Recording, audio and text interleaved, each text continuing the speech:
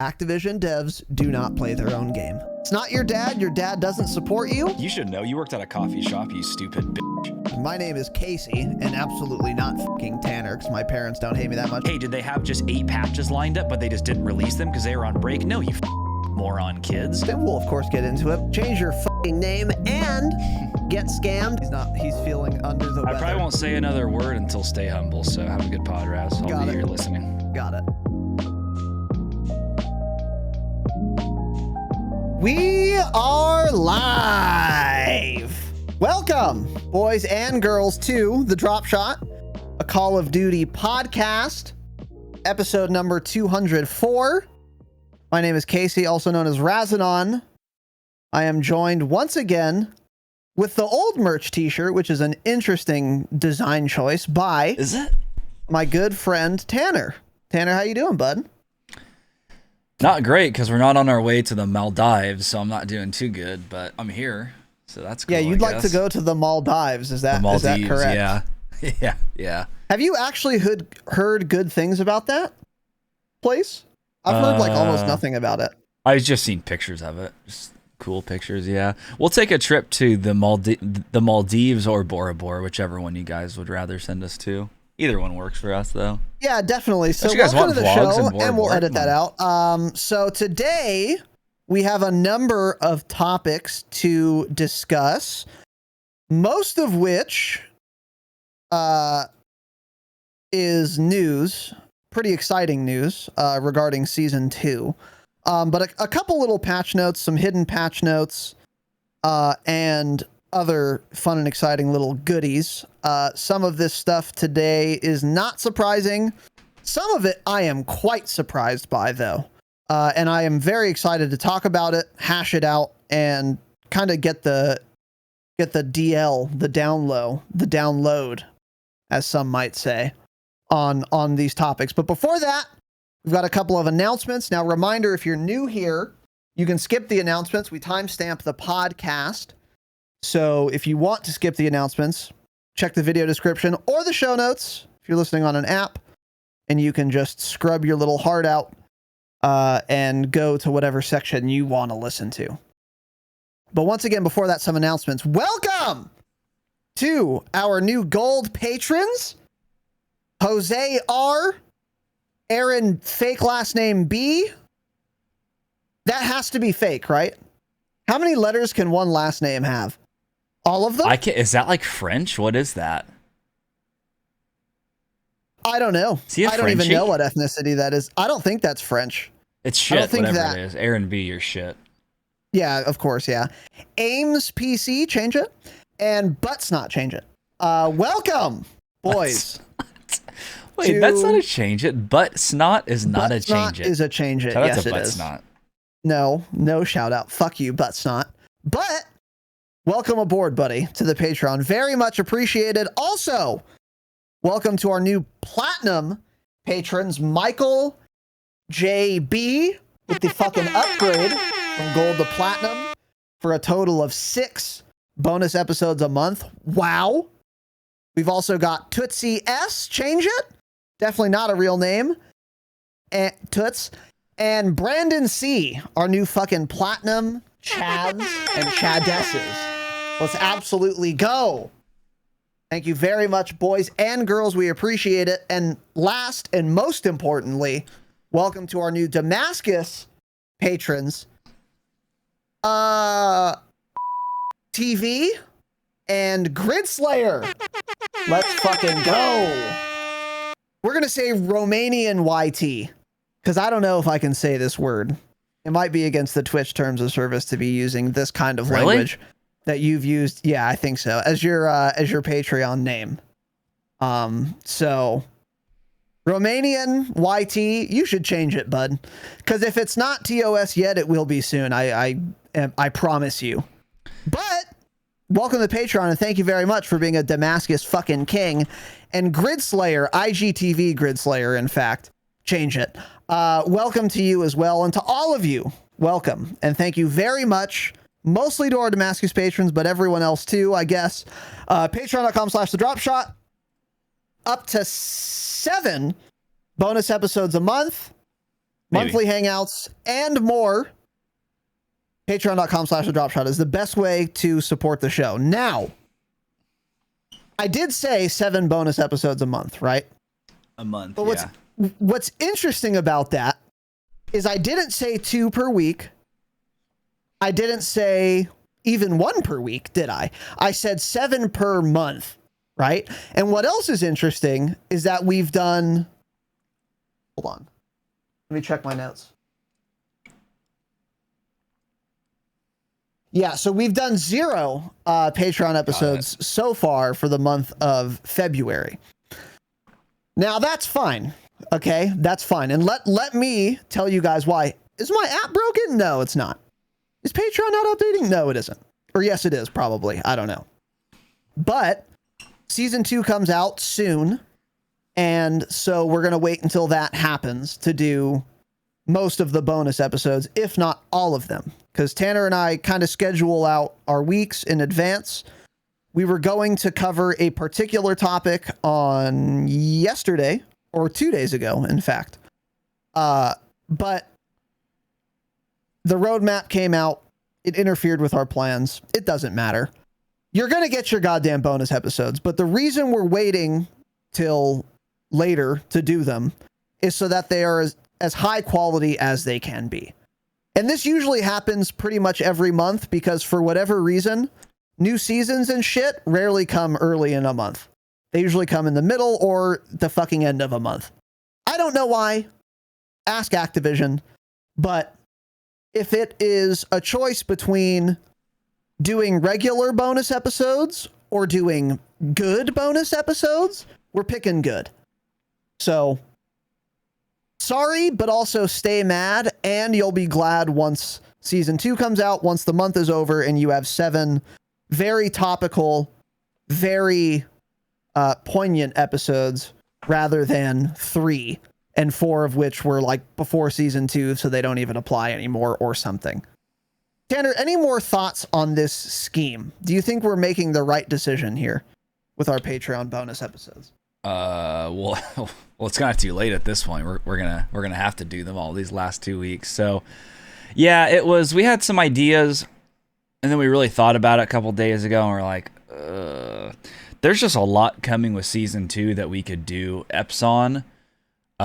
So it's gonna be rough. It's gonna be a rough next 2 weeks doing fucking 7 bonus episodes in about a few business days, but whatever. We'll make it work. We'll figure it out.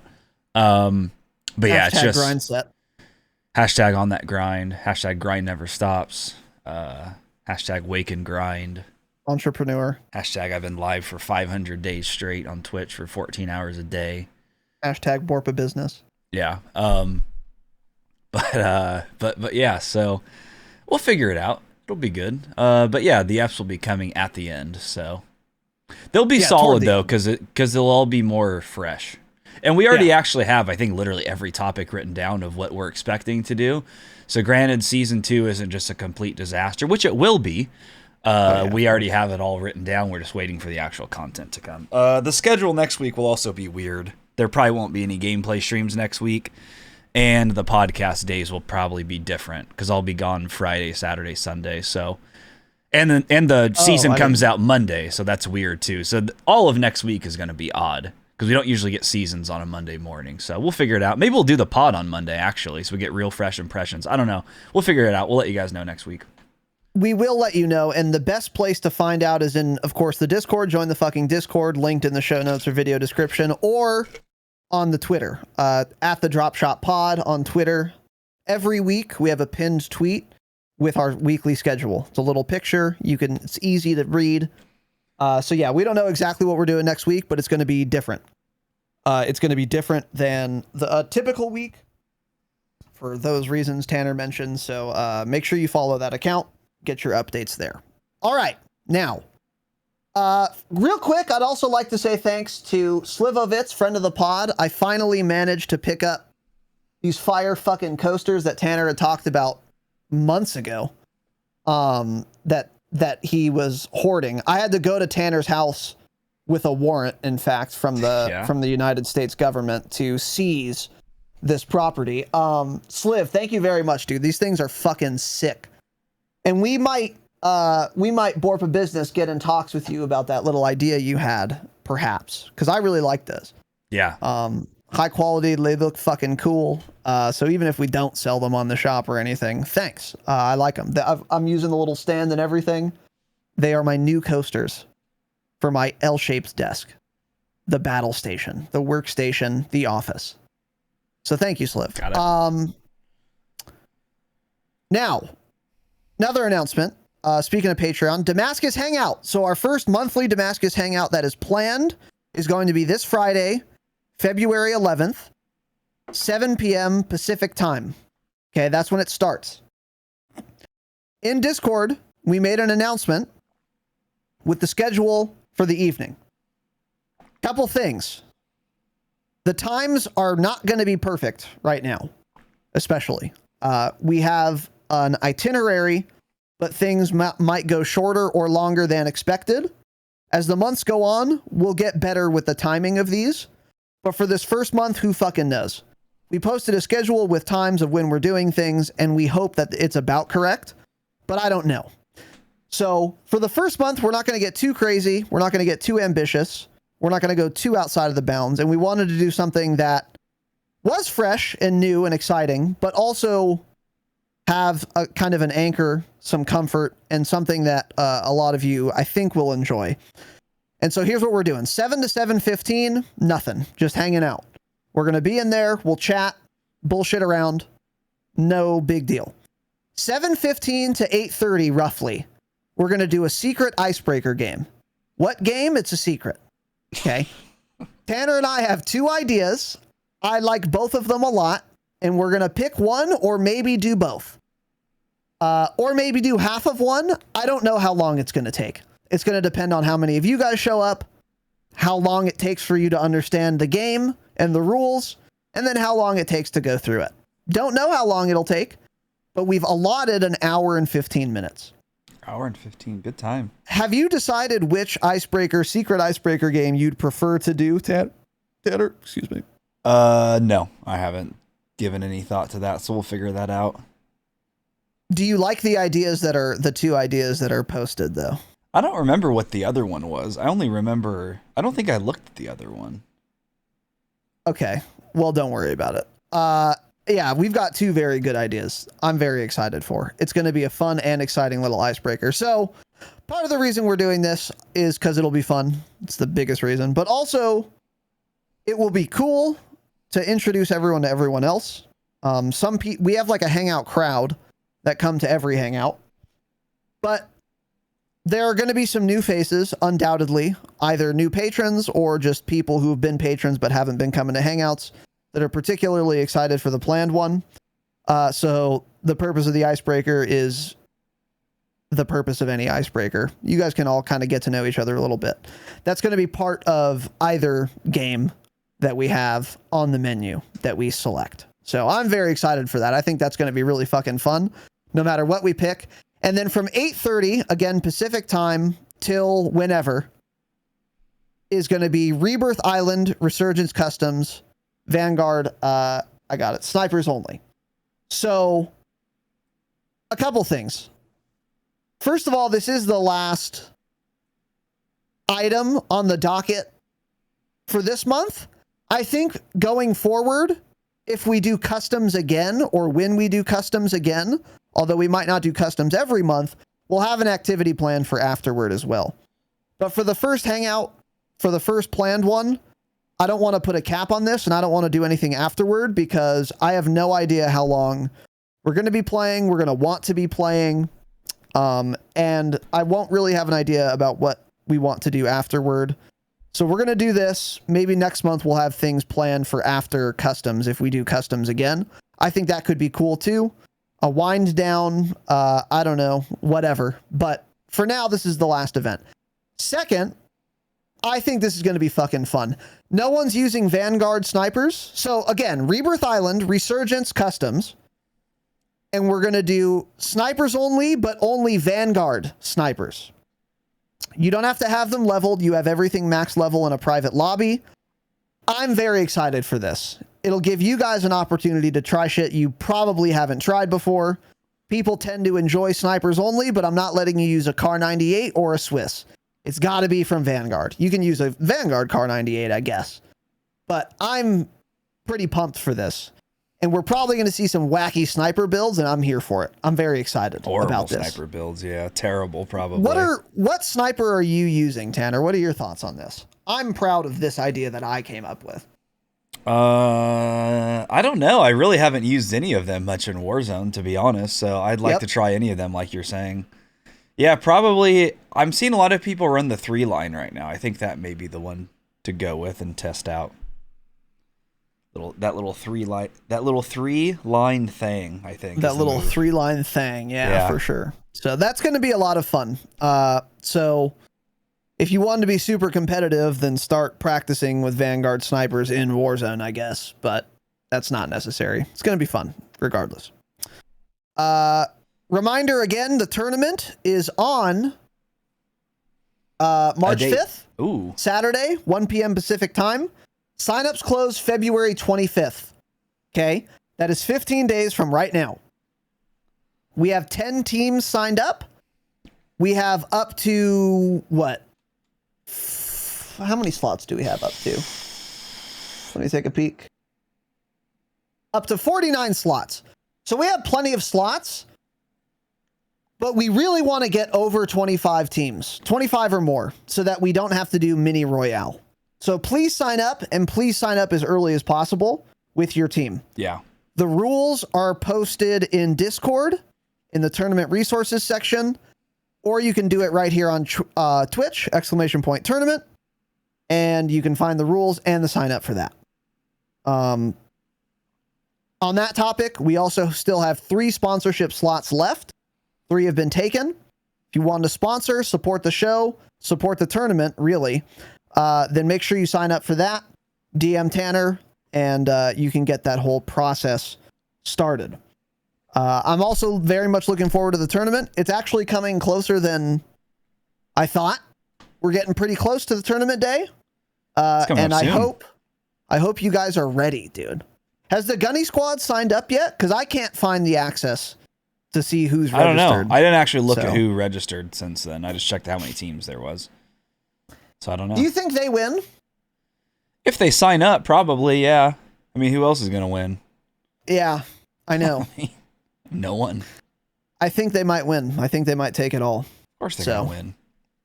And if we get all of our sponsors, it's a pretty beefy prize pool, by the way. First place gets what? Let's see. Let's take a peek. First place gets 200. Gets 255 United States dollars. Not bad. Not a bad little first place basket, dude. So, let's see. Anyway, yeah, it doesn't look like they signed up. So basically, there's a number 1 victory royale spot open because the Gunny Squad has not signed up. So yeah, true. Someone does have a chance at winning it if you guys decide to play. Sign up before they do, so you can ice them out of the tournament. Yeah, there's a thought. True. There's a thought. But anyways, signups are posted. Join the Discord. You can find them. And 3 sponsorship slots are left as well. If you wanted to sponsor the tournament, we'll do a little commercial or 2 for you. We'll have you on the overlay for the entire tournament. So that would be a lot of fun. And we hope you guys do that. And then what is this next announcement, Tanner? Last thing, I know it seems like just no one got emails this time around, so I don't know what's going on, but like half of the merch orders have been shipped out. If you ordered a small logo hoodie and it was on the day that we launched the merch, which was when most of the orders came in, it's now been shipped. If you had a large logo hoodie anywhere in your order, those are going to be, I'll probably start packaging and shipping those, maybe tonight even. Later tonight I'll package some up. Because we picked those up a couple days ago, just haven't packed them yet and shipped them out. So those will be going soon. And yeah, some of the sizes are already like very close to being out of stock, like 1 or 2 left on some of those. So figure it out. Dropshot.com, go to the store, check your sizes. And yeah, that's about it. What was I going to say? Yeah, if you didn't get an email and you're wondering if your stuff has shipped, for future reference, check your spam folder. If you haven't gotten an email, it could have gone there. And I think the email doesn't come from the dropshot.com. I think it comes from like ShipStation or Shopify or some shit. I think it's from WooCommerce. So it should say Woo. So if you don't, yeah, that's a type of email that would go to your spam folder. And I tell people that, and people say they check it and it's not there. I don't know. The only times we've ever tested it, it worked. But everyone always seems to say it doesn't work. So I don't know. Not really sure. Yeah, so whoever the sender is, it'll say like the Dropshot in the title of the email. So if you just like even search your spam folder, type in Dropshot, you'll find it. Or your inbox, whatever, all inboxes, if it's shipped. Yeah. So don't forget to do that. But yeah, there you go. Yep. Cool. So other than that, Tanner, any other announcements? No. All right. If you're listening for the jingle, here it is. Oh, here it is in a second. There we go. It's not the price we charge, Oxford. Yeah, I was about to say that. It's the price the United States Postal Service charges. Yep. We've paid more on shipping than most of you have because we have to use bigger boxes than we thought. So we're already taking a bath. Sorry. I know it sucks. The last one we sent to Cam, I think, or someone in the UK, we lost like $20 to ship it, but it's like, we're not going to charge the person more or cancel their order, we you know? Fucked up. So.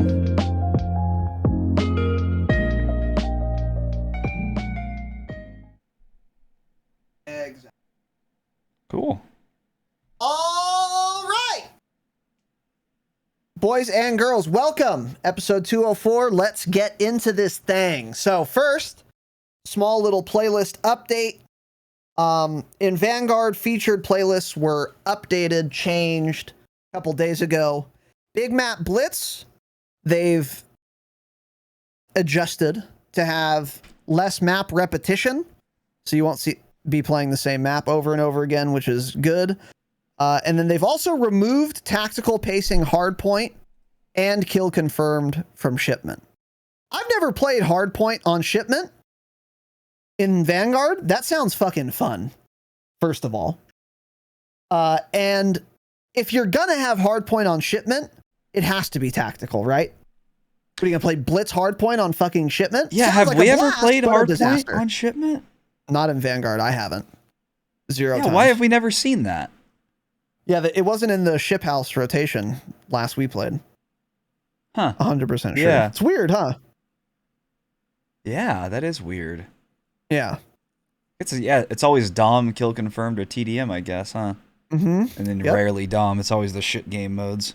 It's always the shit modes, yeah. So it is good they took out tactical kill confirmed, though. Those games ended so fucking fast. Terrible. By the way, stop doing kill confirmed on shipment. It doesn't matter. It's exactly the same as TDM. I mean, a tag can't be farther than 5 meters from me. The map is too small. We don't need to confirm kills. I mean, what are we doing, guys? You got to just do TDM only, or just take that fucking game mode out of the game entirely. I'm cool with that too. But either way, that's something they've done. And then also, reminder for this week, we've got buybacks back, baby.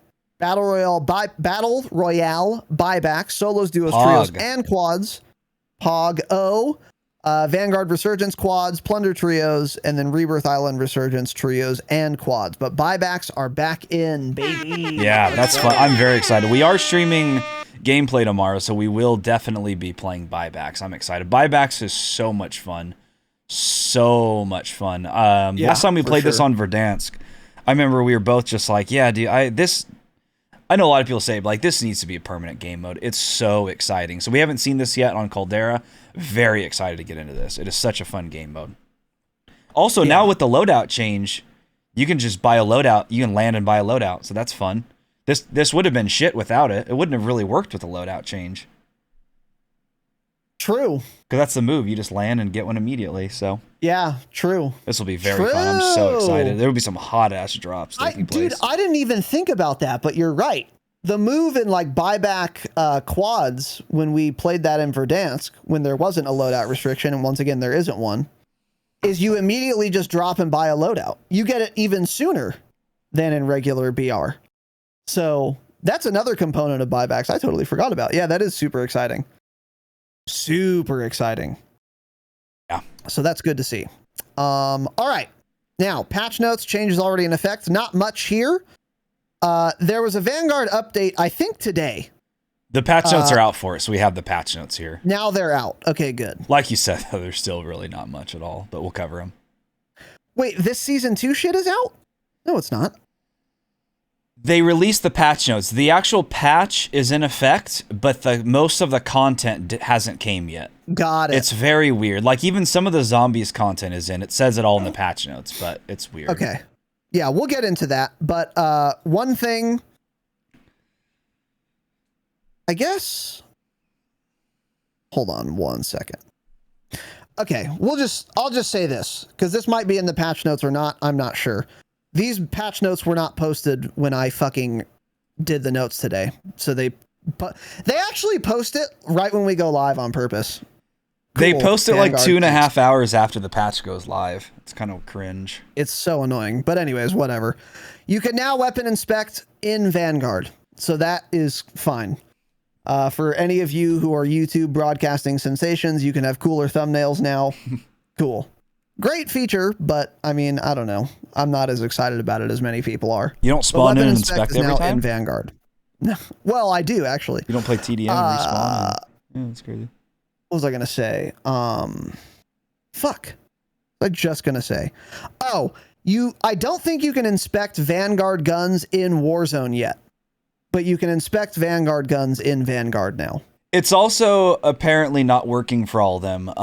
I think as of right now, only ARs and pistols are working. So I don't know if that's because that part's not technically live either, or if it's just they're not entirely working. I also saw a video of someone inspecting like a melee weapon, and it was so fucked up. Like the hand got all messed up and was like backwards. The animation was terrible. So I don't think it's all there yet. It's certainly not all working correctly. But yeah, this just gets confusing when they release like the Season 2 Vanguard patch notes on the 10th, but then Season 2 doesn't drop on the 14th. We need to stop doing that. Everything needs to come in at the same day at the same time. It's annoying trying to keep track of this shit. I don't know if the inspects actually. I think everywhere people have been doing it is in private lobbies, but it's in private lobbies. I don't think it's working in public yet. I don't fucking know. It doesn't matter. It's weapon inspection. But anyway, it doesn't matter. It's weapon inspect. Exactly. Yes, that is the case. So now we've got let's see. We've got the patch notes for Vanguard Season 2. So we're gonna dive into these. I've read most of this stuff through a combination of like tweets. But I haven't actually looked at the official patch notes yet because they weren't fucking posted until like an hour ago or something. So cool, sick. They say something right at the start about weapon inspects. Okay. Yeah. So this comes out February 14th, Valentine's Day, and they've shared the patch notes for Season 2. So as Tanner said, all the content or most of the content is not going to be available until February 14th, but the patch is done. So they're going to need to just like flip the switch on their side.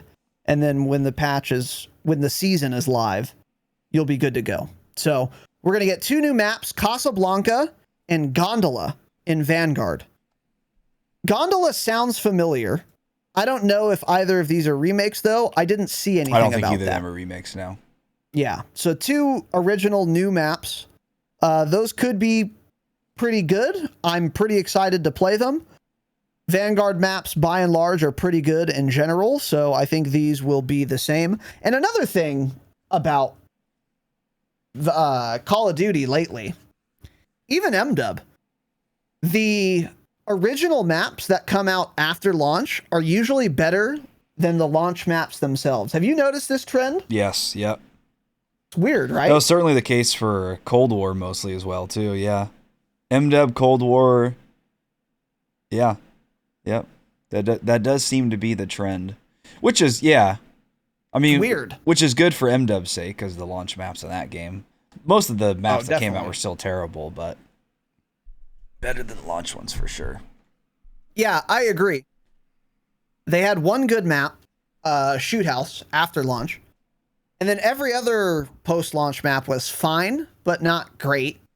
But they were all better than launch maps, like, or most of them. But anyways, whatever. So we're getting 2 new maps in Vanguard. Ranked Play Beta will be coming out in Season 2, which is, as it sounds, ranked play in Vanguard. No one actually cares. A lot of people pretend to. but probably have a little more on that later. Arms race, more to come on that later in this season. What does that mean? Maybe that's not actually launching with the start of the season. Yeah, I don't know. I think means. It's probably mid-season. Great question. There might be more info later on in this article. New kill streak, ball turret gunner for 12 kills. That is not great if it's coming out with ground war or arms race, which is what I think the analog's going to be. But ball turret gunner is going to be chopper gunner. It's going to be really solid. Gunship. You're going to be... It's gunship. Oh, it's gunship. Yes. Oh, even better. It's Smile. a bomber flying around the map. It's gunship, yeah. There you go. So, cool. Sticky bomb, as we covered, as Tanner found the leak for. A grenade that sticks to surfaces before detonating. I think we talked about this in a Patreon episode. I don't know when we talked about it, but it's Semtex is what it is. Yeah, it's a Semtex. Yeah, so that's what we need. More lethals in Vanguard. Perfect. Sounds good. Smile. Yeah, I have nothing to say. I mean, whatever. That's fine. And then some new perks, which I'm kind of surprised by. So the first one is called Armory. This is in the first category, which I believe is blue. A direct counter perk to Engineer. Armory is ideal for operators who use more than just their weapons in combat, namely placeable demolition charges, which no one uses, concussion mines, no one uses, and placeable field equipment pieces. So what does it do? Don't know yet. More on that later. And then Mechanic, which is a perk 3, yellow perk. Mechanic provides a reasonable buff to field upgrade charge time. So it's just like tune-up. Making it a must-have for completing challenges related to them or for operators who love using them. So your field upgrade recharges more quickly. That's pretty self-explanatory. Do we have more information on this Armory perk, Tanner? Do you know? I think we do. Yeah, we don't. So cool. Awesome patch notes. Tanner, you're muted. No, awesome it's a direct counter to Engineer. That's all it is. It's the worst perk in the game. Because Engineer is already dog shit. So Engineer, you can detect equipment, field upgrades through walls. So this basically, I guess if you run this perk and you drop a field upgrade, Engineer, people running Engineer can't see it. This is probably the worst perk in Vanguard now. I don't understand this. It's terrible. There's no reason to run this. So pretty much both of these perks are dog shit because the field upgrades in Vanguard suck. We've talked about that. Because you don't need Dead Silence because Ninja exists. You can run Dead Silence, but unless you're playing like Search or something, Dead Silence really isn't necessary anyways, actually, because there's just so many explosions going on. If you're playing, Shipment, something like that, DOS House, you don't need Dead Silence.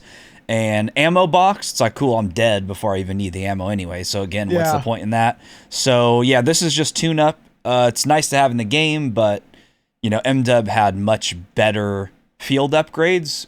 When Dead Silence and Stopping Power were field upgrades and you could run tune-up with Deady and get it like every minute, that was huge. But in this game, it's just not necessary. So both of these perks, I don't think will really add much to the game.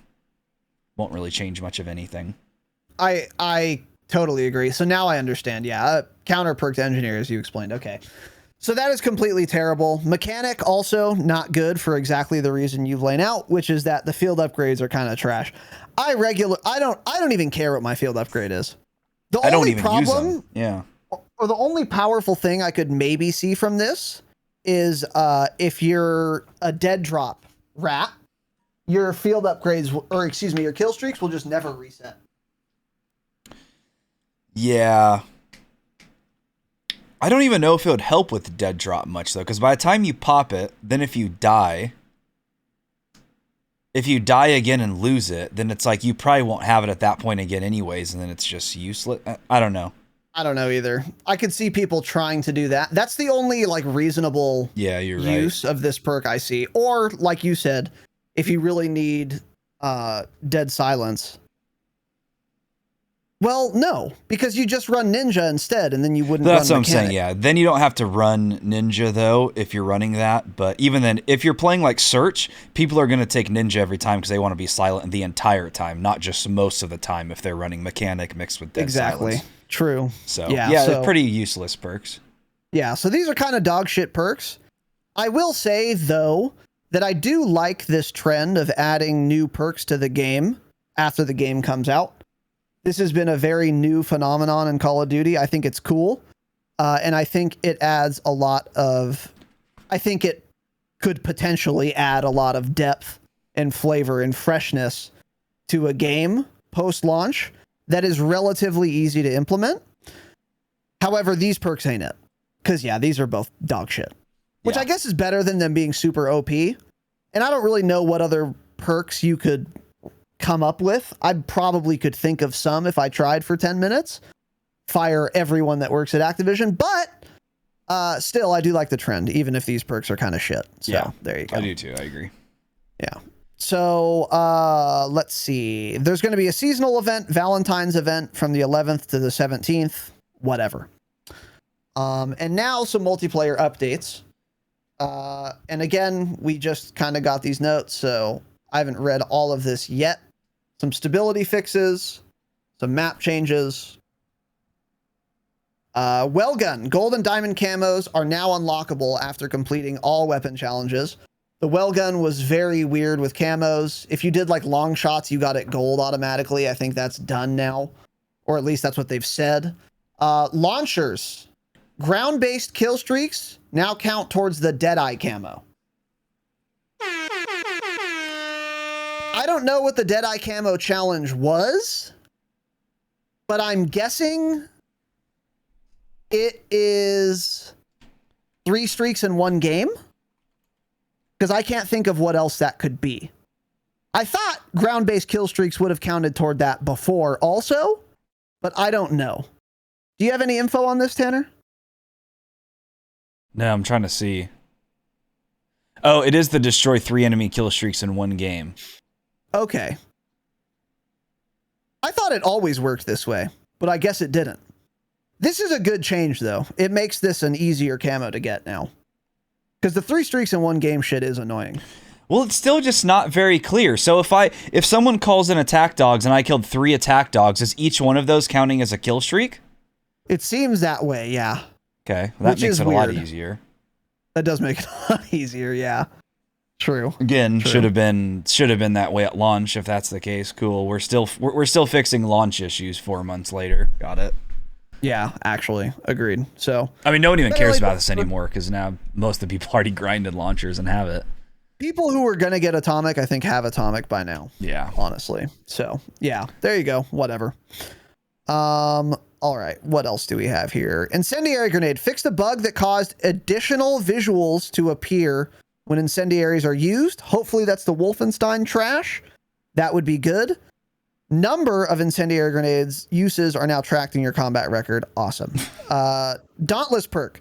Suppression no longer applies to players with the Dauntless perk when the player is hit by shots. Okay, so you don't get suppressed if you're shot by someone if you have Dauntless. I think we talked about this a long time ago because weren't we saying like this doesn't make any sense, so Dauntless is only helping you if they're missing or something? I think we had like we talked about this, how it didn't make any sense. So I wonder if that was bugged or they just had it intentionally work that way. Yeah, I have no idea. We'll never know, yeah. We will, of course, never know. Yeah, so cool. Okay. Deploying the mortar barrage will no longer force switch the player's weapon. Good. Maybe that's less buggy now. That's good to see. Let's see.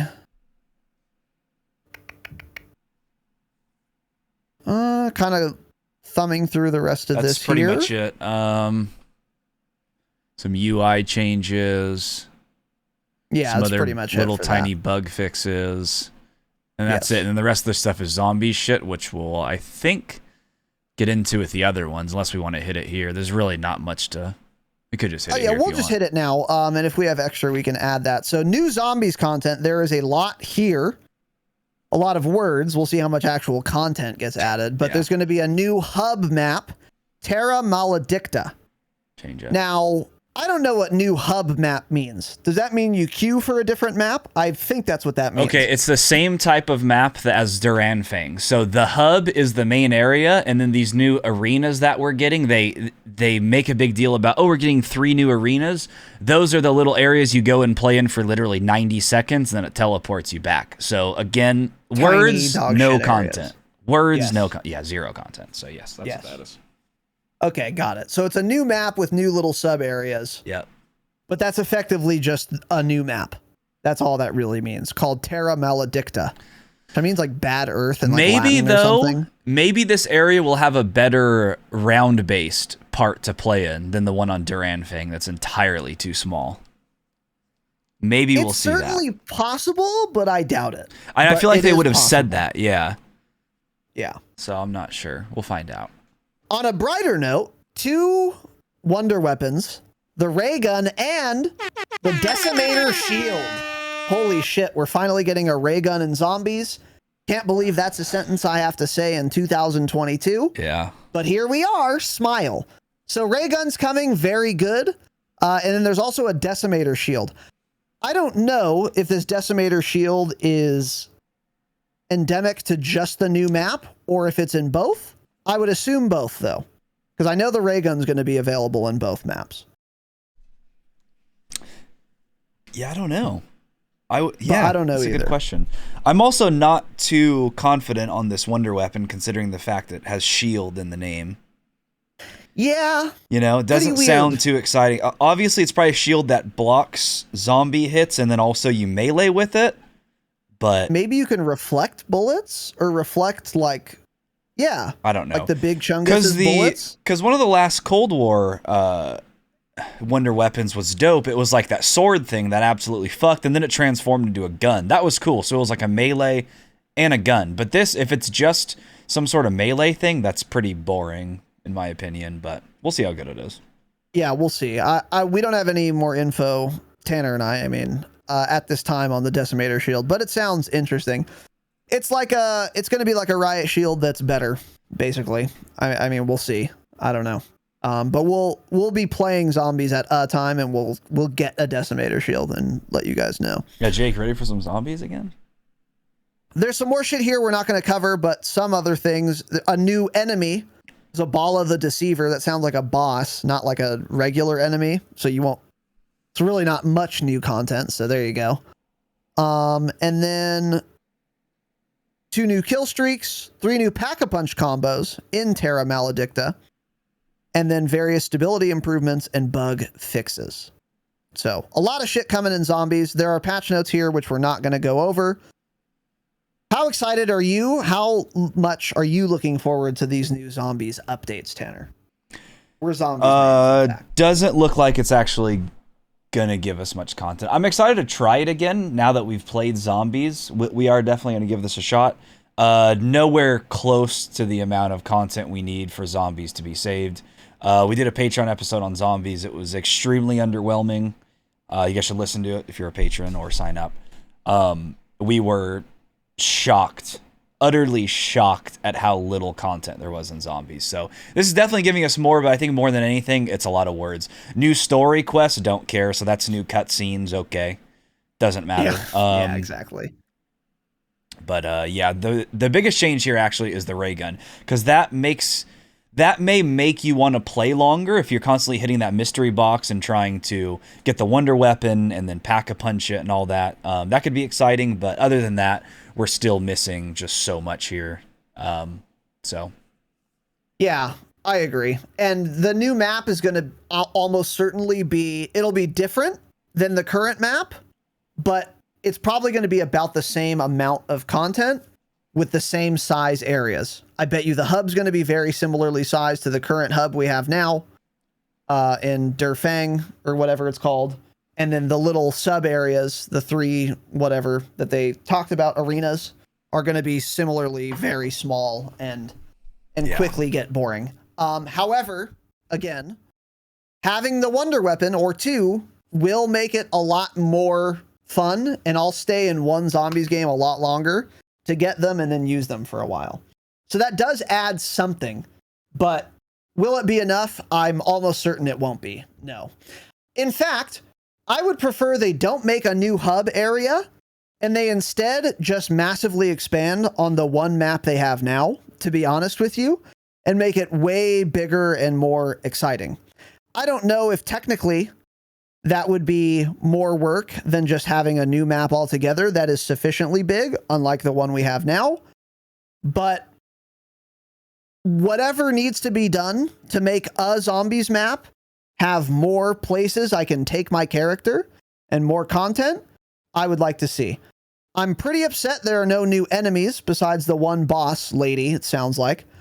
The variety in zombies right now is like 3 zombie types or some shit, which is insane. Yeah, not good. And we didn't get any new little regular ass zombies as far as the patch notes go anyway. And we also didn't get a buff to weapon XP, which is a shame too.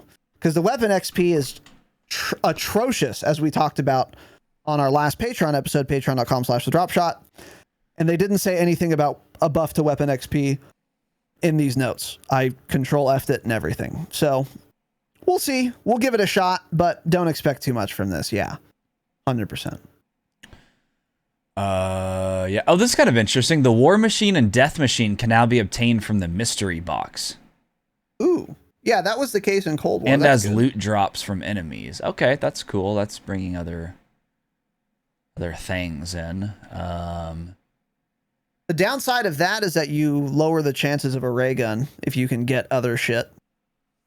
True. From the thing, you know. And yeah, there's really nothing else here. Just some other changes to like the artifacts and shit, but you guys don't care about the specifics. Yeah, exactly. So there you go. And then a couple hidden patch notes. These relate to Warzone. True Game Data made a video. It is called something. What is it called? I'll have this video linked in the show notes or video description. But the title of the video is skill-based hit reg a real thing? Warzone Pacific Caldera. The TLDR is probably not. And he talks about how little bullet velocity Vanguard guns have compared to Cold War and Modern Warfare guns, which is why people might feel like their bullets aren't hitting. It's only because they're not leading enough. There are some other proposed theories in that video, but he's basically saying what we're saying, which is like, number one, it's very difficult, if not impossible, to test, because how do you decide if it's connection based or if it's actual skill based hit reg? And then he also mentioned orthogonally some other things that we wanted to mention here. First of all, the 3-line rifle in Warzone, the Vanguard sniper rifle, the reticle is just off. Every optic is just off. So your bullet does not go where you're pointing your reticle. Now that this is out in the ether, I expect this to be fixed pretty soon. Maybe with Season 2, maybe shortly thereafter, but like Raven follows True Game Data on Twitter, I'm pretty sure. If he made a video about it, they've seen it. So that'll be fixed pretty quickly, I would imagine. So that's something. But if you've been trying to use the 3-line rifle and it felt weird to you, it's because the optic isn't off. And this is not the first time we've seen that fun and exciting bug. Smile. Yeah.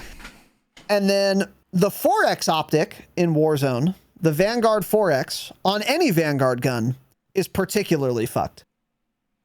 Your bullet will go a decent amount of the way off of where you're pointing with it. And he demonstrated where that is in the video. So if you want to watch the video, again, it is linked in the show notes or video description. You can take a look.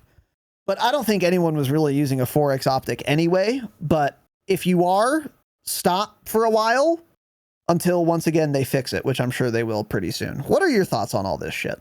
Did you watch the video, Tanner? I watched it. Yeah, it was... None of the things really surprised me at all. Yeah. It was the most... I mean, it didn't even really seem to test the skill-based hit reg whatsoever, in my opinion. I understand that that's very difficult to test, for sure. Well, probably.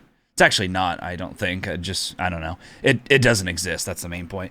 The only thing that did kind of surprise me that I didn't know was about the aiming stability, the sway. Basically, your bullets aren't hitting where the sway is showing. But even that's is like... the 4X optic.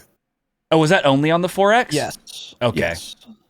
I thought he's okay. I thought he said that was on a lot of the optics. But again, that doesn't. None of this seems to have anything to do with skill-based hit reg. It's like people are talking about when you're in gunfights and you turn on someone and get what you feel like are 10 hit markers. Like you're getting the hit markers that's showing the bullet hit them, and then they look at you, put a few bullets into your upper chest, and you're dead. That's what people are talking about when they refer to skill-based hit reg. I don't think anyone's bitching about their shots actually not landing. I don't know how to describe exactly what I'm saying. No, I get what you're saying. Some people who complain about skill-based hit reg are saying, I'm getting hit markers, they're just not doing enough damage. My damage is getting clamped because I'm fighting a shitter. And then there's another camp of people who are saying, I should be getting hit markers, but I'm not getting them. And they're calling that skill-based hit reg. But I think there are two distinct camps. Is what you're trying to get at. Is that what you're trying to say? Yeah, like so there was a kind of viral video going around Twitter yesterday. Some dude, some sweat lord on Rebirth, saying you can't fucking tell me skill-based hit reg isn't a thing. Watch this. And so I watched the video. Of course, it had hundreds of retweets, hundreds of likes. I don't remember who it was. Watch the video. This guy getting insane aim assist drag, like the guy taking the video bitching. First of all, he has insane aim assist drag. Locks on target. He's hitting the guy like in the arms. You see some hit markers. Obviously hitting him in the arms. The guy doesn't know limb multipliers are a thing, obviously. And then a couple of his shots, he aims to the right. They don't hit. You can clearly see he's not on the target. He missed the shot. He dies. He's like, he watches the kill cam. The guy comes around the corner, turns to his left. The guy that's shooting at him shoots every single shot like upper chest, neck level. So so of course he killed you, buddy. You're hitting the limbs. That does less damage. Do you not know that? And the neck multiplier is so large, that kid was probably hitting the neck multiplier area, and this guy's hitting arms and missing shots, and then he's bitching and saying skill-based hit reg is a thing. Relax before you post that clip. Watch it one time next time, buddy, and you can clearly see where you were hitting your shots and where he was hitting his shots. Shut the fuck up. Stop bitching. That's what I think of when I think of skill-based hit reg. The way that True Game Data tested, I don't think really had any merit to what people are complaining about, but he did say he may go more in-depth and do like a proper video, but it'd be very difficult to do, like trying to get into an actual server and testing all this. So we'll see, but again, it's not proven that skill-based hit reg is a thing. The video was pretty unsurprising to me, but I'm glad he put it out there and said right off the bat, I don't think this is a thing. Certainly doesn't seem that way, but a lot of people do. Yeah, I agree. The only thing really surprising about that video to me was how much you have to lead some of these Vanguard weapons. Like you have to lead a meta MP40 even at like 20 meters by a fair amount. That was surprising. I didn't know the velocity was fucking that low. Did you? Yeah. So for those that didn't watch the video, the meta MP40 setup, which was, I think you cowl down and then he had incendiary rounds on there. Its bullet velocity is like 240 meters per second compared to the meta OTS 9 is over 700. So there's a massive difference there. Yeah. Massive difference. Yeah. And the argument is these people who complain about skill-based hit reg are using an MP40 at 20 meters and not getting hit markers because they don't realize they're not leading enough, because they don't realize how low their bullet velocity is. That is the argument he was making, which is another thing which makes a lot of sense on controllers. If you're getting aim assist and your target's like 40 meters away and you're using a gun like an MP40 with 200 meters per second bullet velocity, your aim assist is sticking on the target. So as you're shooting and you're not getting hit markers, it's because by the time it gets to where that player is at, they've continued to run directly left to right across your screen, and the bullets are just missing them because it's not hit scan. I think that's what people seem to forget too, is like everyone's assuming it's hit scan or something, and it's not. Because like when I play, I haven't noticed any huge issues, and I just lead because I know the MP40 has trash bullet velocity because I run incendiary and I cal down. So I just lead them. But I feel like that's a bigger issue on controllers because it's harder to think to lean them. When the aim assist is sticking to their body, you're thinking, oh, why would I have to lead them? Why would I not just shoot right there? So that could be an issue too. Yes. Yeah. So there are a lot of, and again, like you said, Tanner, not surprised by the video. There are a lot of reasons why people could think skill-based hit reg is a thing when it's actually not that that's causing you to not get hit markers. Yeah. Yeah. That's the main thesis of the video, and I agree. And that's kind of what we said a while ago. You know, it's like, dude, it could be anything. Bad servers. I didn't really consider the velocity angle. I'm glad he mentioned that. That could be a thing too. But anyway, the video's linked if you guys want to take a look at it. The big takeaways here, though, are don't use the 3-line till it gets fixed because all the optics are fucked on it. And then don't use the 4x Vanguard optic on anything in Warzone because that is also kind of fucked too. So it's good that those are out there. Who knows what else is going on, but those will be fixed soon because Raven stays abreast with true game data. So there you go. Yep. All right, now news and upcoming changes. Season 2 deployment times. So the Vanguard update is live now, 9 a.m. Pacific time, February 10th. Warzone update is live February 14th at 9 a.m. Pacific time. But like we said, a lot of the content for Vanguard, at least, is locked until Season 2 begins, which is February 14th, Valentine's Day, 9 a.m. Pacific time, bright and early. So when you wake up on Valentine's Day and you're kind of sad because you're alone for yet another year, right? You can at least rejoice in the fact that there's new content in Call of Duty. So those are the times. The update sizes are about 12 gigs for Season 2 in general. Could change depending on your system, but I miss the 60 gig updates, man. Bring those back. I don't miss them, actually. Bring back Ashton and the 60 gigabyte updates. Ashton, and that sounds like a 50s band. Ashton and the 60 gig updates, yeah. So, cool. Got it. Don't bring those back. So we got some roadmaps here. Do we want to pull these up, Tanner? Or do we not want to? I don't really think it matters now. Go through if we go through this blog, it goes through all of that anyways, yeah. So yeah, Tanner, you posted this little fucking blog here. This is a blog post from callofduty.com, and there is a lot, and this is talking about Season 2. So, should we just go through this whole thing? A lot of it, yeah. Yeah, I think so. Because this covers every single thing. This talks about the specifics. This even goes back and talks about some of the Vanguard stuff, like details on the maps coming and shit. Okay. So we should, I guess it'll be a little maybe weird and out of order now, but it's the order from the Call of Duty blog post we'll be going in, so it'll jump around. All right. So first here, this was posted. When was this posted? 2 days ago? 2 days ago. Yeah. And it's talking about what is to come for Season 2.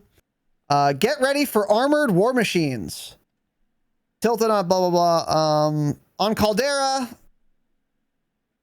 there is now Nebula 5.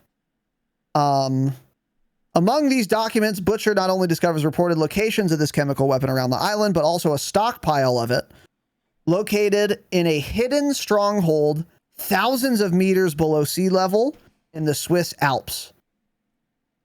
Above sea level. Above sea level, that's what I said. That's hinting at the new map in Vanguard. Yes, it is. Okay. What the fuck, man? That doesn't matter. You don't need to read that. Just get down to the Warzone features and updates. Yeah, here we go. Okay, so new features. Nebula 5 gas, redeploy balloons, and more.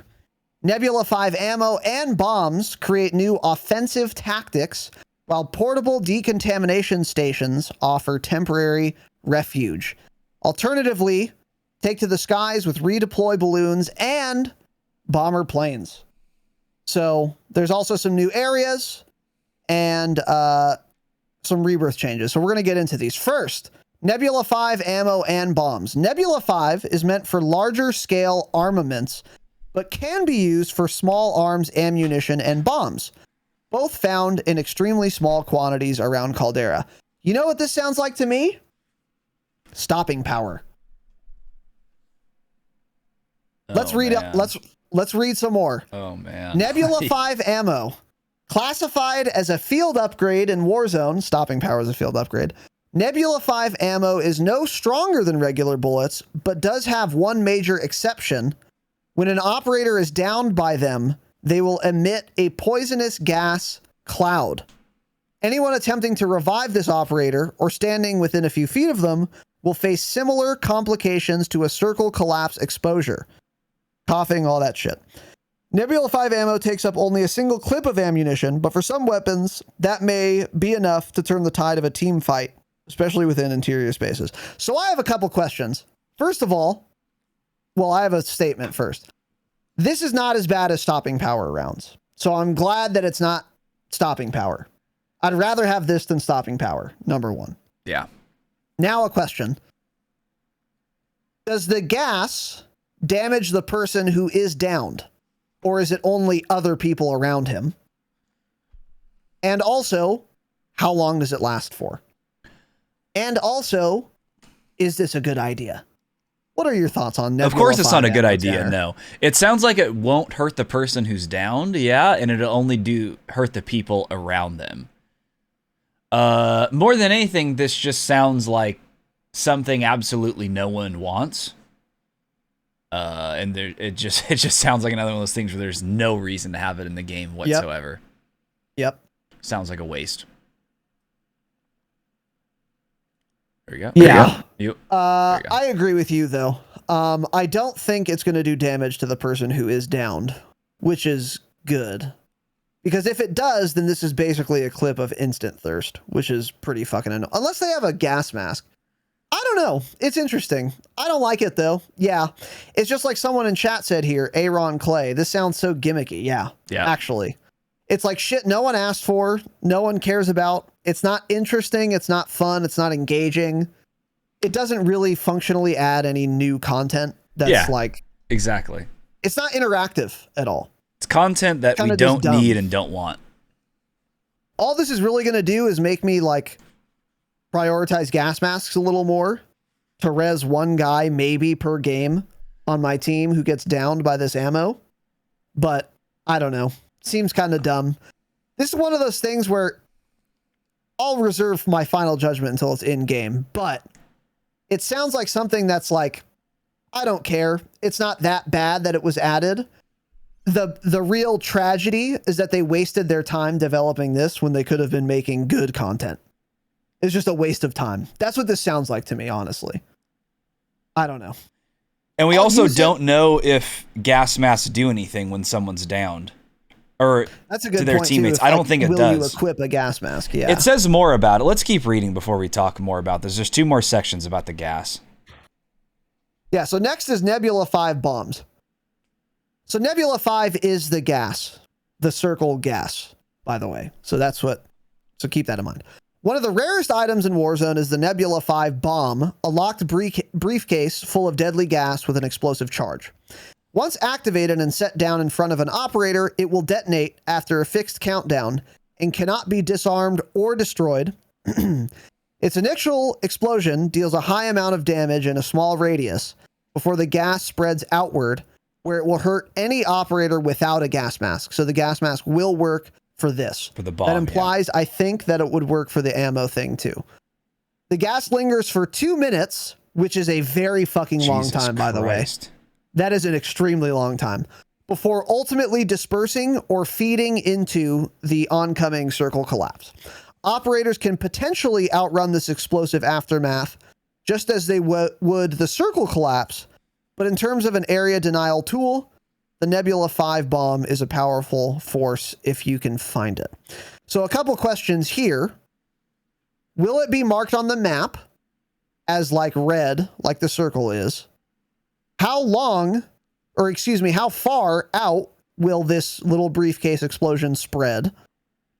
And will it take the form of a field upgrade? Or will it take the form of a gas canister where you literally pick it up and carry it around? A lot of questions remain to be answered. I'm assuming it's going to be like a field upgrade. Yeah. So it'll be held in that slot. I have no idea how far it's going to... I don't know what the diameter, the radius is, pi, is going to be. Yeah, no just a small damage radius. Yeah. And 2 minutes is entirely too long. Those are my first thoughts. What are your thoughts on this, Tanner? Sounds like something that'll be really strong in the game. If you have an ending in capital and there's 25, 30 people left, you can essentially set this somewhere where you think a team is, set it in front of their building probably, or in their building if you can get in, and then just run, because it said it spreads outward. So I would imagine it's just like the gas, where even if they're in a helicopter 300 meters above where you dropped it, it'll probably infinitely spread up. So I think you can probably place it under in the bottom floor of a building, and if someone's on the roof, it'll eventually spread up there and start hurting them. That's a good point. I didn't think about that. So I think that's the only time this is going to be good, is like in the circle. Otherwise, it's like, it sounds annoying and strong, but it's like, if I get this at fields, as soon as the game starts, what am I going to do with it? It's not going to do anything. Everyone's going to be spread out. Yeah. It also said this is one of the rarest items. It also says something about if you can find it, blah, blah. Dude. So the only time this will be an issue, I think, is end circle, and then it can get really fucking annoying, yes. Because if it's a small circle and the other team, say, has like durable gas mask or something, they can just drop this and stay alive longer than you. If it's like a very small circle, what are you going to do? You're going to either run into the gas and die or die from that, you know? Yeah. But there's also one more thing here to help with that we'll cover. Yes, there is. What if it's like Endgame, there's like 4 other teams. God. You control the last buy, you buy everything you want, and then you put that sucker down. Oh God, put it on the buy, yeah. Yeah. Oh man. Mm-hmm. Mm-hmm. Yep. So this is again one of those things where it's just like most of the time going to be useless, but when it's useful, it's probably going to be like really good and too good. And again, there's no interactivity and there's really no outplay. So we're going to get into this next thing, the portable decontamination station, which is how you counter this shit. But what if I just don't find a portable decontamination station? Change it. I can't outplay it. Fuck me, I guess. This needs to not last 2 minutes. This is going to be a massive problem. It's either going to be completely avoidable and unimpactful in your game, or it's going to be some gimmicky fucking dog shit trash that just you lose the game to, get RNG'd because they picked it up and you didn't. Like, this is not good at all. Even if it wasn't 2 minutes, this is just dumb, more dog shit that spend this time giving guns more velocity, Vanguard guns or something. Yep. I mean, do better, man. Just adding trash that no one cares about. This is fucking absurd. So next is portable decontamination stations. Despite its toxicity, Nebula 5 can also be temporarily dispersed. The PDS, new field equipment in Caldera, so another field upgrade, is a portable device that filtrates air for several seconds, protecting anyone inside from Nebula 5 gas or the circle. That's very interesting. That changes things. These devices impact all operator TAC maps. Oh, allowing everyone to see where they are currently activated, and they can be destroyed by explosives or by shooting it.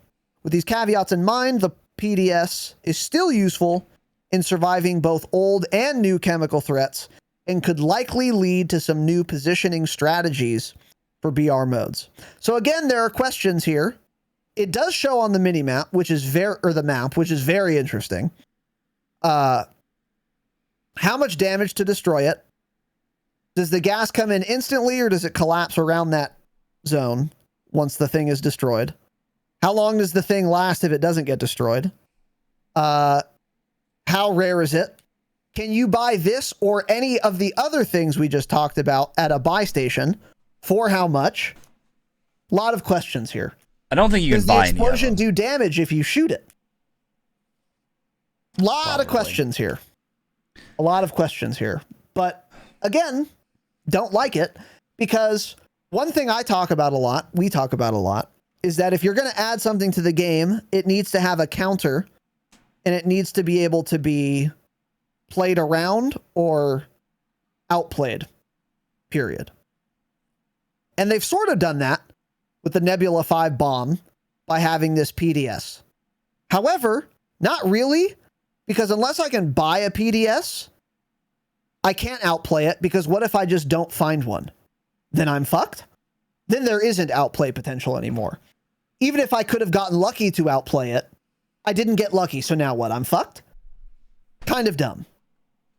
And I could also see this being there can be some cute little gas plays using this thing. I don't expect that to be a problem. Iron will, _Iron, will have a viral Twitter clip of him using this. Yeah. Double stimming into the gas, or triple stimming with fucking restock, and then throwing this down 2 kilometers into the gas or something to win a game. That'll be cute and fun and exciting. But besides that, don't see this being very impactful, and we've wasted a lot of time on trash that doesn't matter. What are your thoughts on the PDS, TDS? Well, it's also, so the gas, if you get the Nebula bomb, lingers for 2 minutes, but this thing lasts for seconds, which is how it should be, because you don't want this lasting for 2 minutes, because then someone could sit in the gas for 2 minutes and stay alive, which you don't want. But it's not a counter that works to the bomb whatsoever. And then just further, it's like, yeah, what's the point of having this bomb then? So this bomb would just last for 2 minutes, but oh yeah, you can throw this down and disperse the gas for 8 seconds. Got it. I would imagine this PDS is a gas mask. It probably lasts the same amount of time as a gas mask, because it says, what did it say exactly? Several seconds? Several seconds. So that, I would imagine, is about the same time as a gas mask. So it's probably basically saving you if you don't have one. So maybe you use it. Lasts 2 minutes. Maybe you use it like you're saying, if some rat dropped the bomb on a buy station, you don't have a gas mask. Maybe you run up, drop that around a buy station. You have enough time, your whole team can buy gas masks or something, and then keep moving. I don't know. Sounds like a lot of work, a lot to code in for, just more shit that no one wants and no one cares about. Gimmicky nonsense that'll be in the game for half a season, the whole season, and everyone will hate it within 2 days. I agree. 100%. I just don't understand it. Someone in charge of Warzone needs to be just gone, because they don't have the mindset, or they don't think about what the players actually want in the game, because this shit is just ridiculous. Yeah, they need to hire people that play Warzone or have ever played Warzone, in fact. That would be super helpful. Not people that play Champion Hill only. Yeah. So we will definitely be playing with this shit, and we'll come back. We'll revisit this topic for sure. We're going to try all of these new things out. Don't get me wrong, but I don't expect them to be good or fun. At worst, this is going to ruin the gameplay experience. At best, it will not at all impact my gameplay experience. But if the best case scenario is that you've spent all of this time and developer resources that could have been spent somewhere else on some feature that doesn't impact my gameplay experience at all, then that's a failure. Because you could have, once again, been spending those development resources and time changing things that do matter or adding things that do matter. But here we are. So best case scenario, this doesn't impact me at all. And that's not where we want the bar, is it? For any Warzone change. So very cool. Next, armored transport trucks. Cool. Armored transport trucks are here in paradise as the Axis deployed multiple vehicles to carry Nebula 5 and its derivatives around Caldera. These unstoppable steel behemoths remotely, so there's no one in them and you can't drive them, roll on a set looping path, attacking those within its immediate vicinity with its 2 machine gun turrets. Operators also need to avoid the mines it drops behind it, as well as the aerial support it calls in should it drop to low health. This, by the way, sounds an awful lot like the trains we got at the end of the Cold War life cycle event, where there were those trains and everyone spawned in with rockets to destroy it. And it dropped clusters on itself. In the middle of it. This sounds very similar to that, with mines behind it. Upon destruction, the armored transport trucks will drop incredibly valuable items, including, in the rarest cases, an intact Nebula 5 bomb. So, I am unclear how long any of this shit is going to be in the game, if it's going to be permanent or not. I'm also unclear if it's going to be only in Vanguard Royale or regular BR as well. I don't know if we have any details on that. I think Tanner did know some of those details. Do you have any of those details on hand, and what are your thoughts on an armored transport truck? So I haven't seen anyone really talk about this. I haven't seen Charlie Intel say this, so it kind of just makes it sound like this is in all modes. But if we look, this is the one time the what's it called? The little other thing, what's the thing with all the info coming for the season called? This roadmap? Image up top, roadmap. In the roadmap, it puts these things under the search and deploy event. But no one has been talking about that. So I feel like all of this shit may be coming to its own playlist, or it's an event that's just in all modes. It's kind of confusing how they put it on the roadmap, because under the search and deploy event, it talks about the Nebula 5 gas, it talks about the redeploy balloons, which we haven't covered yet, and it talks about these armored transports. So I don't know if this is just a season-long event, and so it's in for the whole season, or if it's own playlist. I don't know. They don't make it clear at all. I really wish they would explain that. But I hope this shit isn't in regular BR. We won't know yet. This is, I think, one of the first times we're getting like AI type shit in Warzone, though.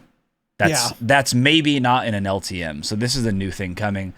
Also, don't say these unstoppable steel behemoths and then say upon destruction you get loot from it. So it's not unstoppable. Got it. Yeah, it is. They're not. So they're stoppable unless they blow up and drop loot and keep moving. I don't know. Change the wording there.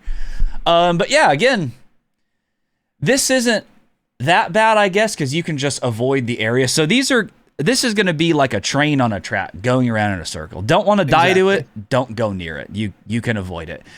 Is it at fields and that's where you usually land somewhere else, or fight it? I don't know. There's just, you're going to know where it's at, though. It's not just going to be randomly driving around the map. Could be anywhere. It's on a set track.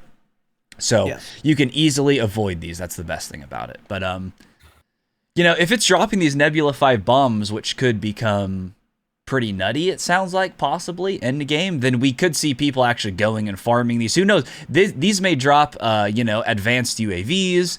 They may drop a shitload of money. It may drop specialists. Yeah, so these may be actually worth going and fighting for. I don't know how you're going to destroy it. What are we going to start using rocket launchers again? Is everyone going to be running RPGs? Well, I'm thinking C4s. Like what? If it takes streak damage, you can spend 3,500 for a cluster it, and then recoup way more than that money in the loot. If that destroys it, yeah. If that destroys it. Or if it damages it. You also will have to Kobe it, because it's moving. Yeah. So it could be kind of hard to do. I don't know. With a precision, maybe. With a cluster, it'd be pretty easy, I think. Put it in front. It'll at least get hit by 2 or 3 of the clusters. Depends how fast it moves, but I get the impression it doesn't move very quickly. I also wonder how visible the mines will be. Will they be like a prox mine? Will they look different? Yeah. How much damage will they do? I'm assuming it's prox mines? I would imagine if you're driving a vehicle behind it and run over it, it'll probably destroy the vehicle, or make it absolute one shot, so you have a few seconds to get out, and then it'll blow it up. But again, that doesn't matter too much. That's easily avoidable, I guess. Theoretically. Yeah. I mean, of all the shit we've talked about so far that's new to Warzone, this seems the best. Not because it's good, but because it will actually impact definitely my gameplay experience. Potentially, actually, if I'm in the area. I don't know. This actually sounds kind of maybe fun, sort of, though. Forever, absolutely not. But for like an LTM or an event, okay, it's kind of cute, I guess. But if this is like here to stay, I would be pretty mad about it. Yeah. And in the screenshot here, it is driving through fields. So I also don't know how big the loop is. I don't know how many areas there is one of these on. I don't know if if one spawns in 10 possible tracks, or if 10 spawn on 10 designated tracks, or if 3 spawn on 10 designated tracks, or if there's only 3 designated tracks. I don't know. I don't have details on that. But we'll see. for sure. But I don't know. I if it takes streak damage, then the real sweats are just going to like land around there, buy a cluster, recoup their investment every single time, and then it's just going to be like every game there's going to be a team with advanced UAV and they're all going to have specialist also. And that's going to be really dumb. Gas mask, yeah. Yeah. So I don't know if they've thought of a way around that. They probably haven't. But if I can spend $3,000 to get $20,000 plus specialist and, 2 advanced UAVs, I'm going to do it every single possible time I can. And that's going to be dumb for every other team. Yeah. I also wonder how much damage the miniguns on the choppers will do to it. If they do a lot of damage, that can be a pretty easy way to take it down. That's a good point too. Yeah. Just drive a little thing over it. Yeah. I wonder if that will actually be the only way to get the Nebula 5 bombs. Because they said they're very rare. And in the rarest cases, you can get the Nebula 5 bomb from the transport trucks. I don't know. Yeah, I don't know. That is a good question. I guess we'll see, but that's coming. So there you go. All right, next. This actual gameplay experience changes. New POIs. The Chemical Factory and Chemical Weapons Research Labs. Aside from the massive stockpile in the Alps, Nebula 5 is located mostly in the factories and labs around Caldera and is heavily guarded by Axis forces. So maybe the Nebula bomb can spawn in this area rarely. Tanner, can you pull up these screenshots? Little chem factory? Little fucking chem factory? Probably Give it a not. try. You'll figure it out, man. I believe in you. So I actually recognize this area, the chemical factory, in this screenshot. It is south of docks. So it's very close to the northern mid tip of the map, but it's not on the edge. It is a little more inland from docks if you go almost directly south. This is called the chemical factory. It looks, if this is where I think it is, pretty similar to what's already there. There's some like green gas coming out now, which is fun and exciting or something. But I don't know. Doesn't look much different. This is the new already buildings here? No, this is the part we were talking about last week, the changes on the mini map. This is like almost nothing now. It's very small, and this is turning it into a larger structure. It doesn't look fun to fight at, I'll be honest. It does not. It looks like fighting at mines, which isn't very fun. You know what it actually reminds me of is Factory. Factory in Verdansk. Real shit like that. So it's flat, there's bullshit buildings you go in and out of, and then people will just be on roofs. I don't know. And this is going to be in between mines and whatever's north of it right there. What is that, docks? I think that's docks. Arsenal? Yeah. It's in between those. So it's not really centralized, but it is a larger POI, yeah. Yeah, it's between the mines and the docks. That's what it says. So, yeah, not that much, because there's already some buildings there. So they're adding just more.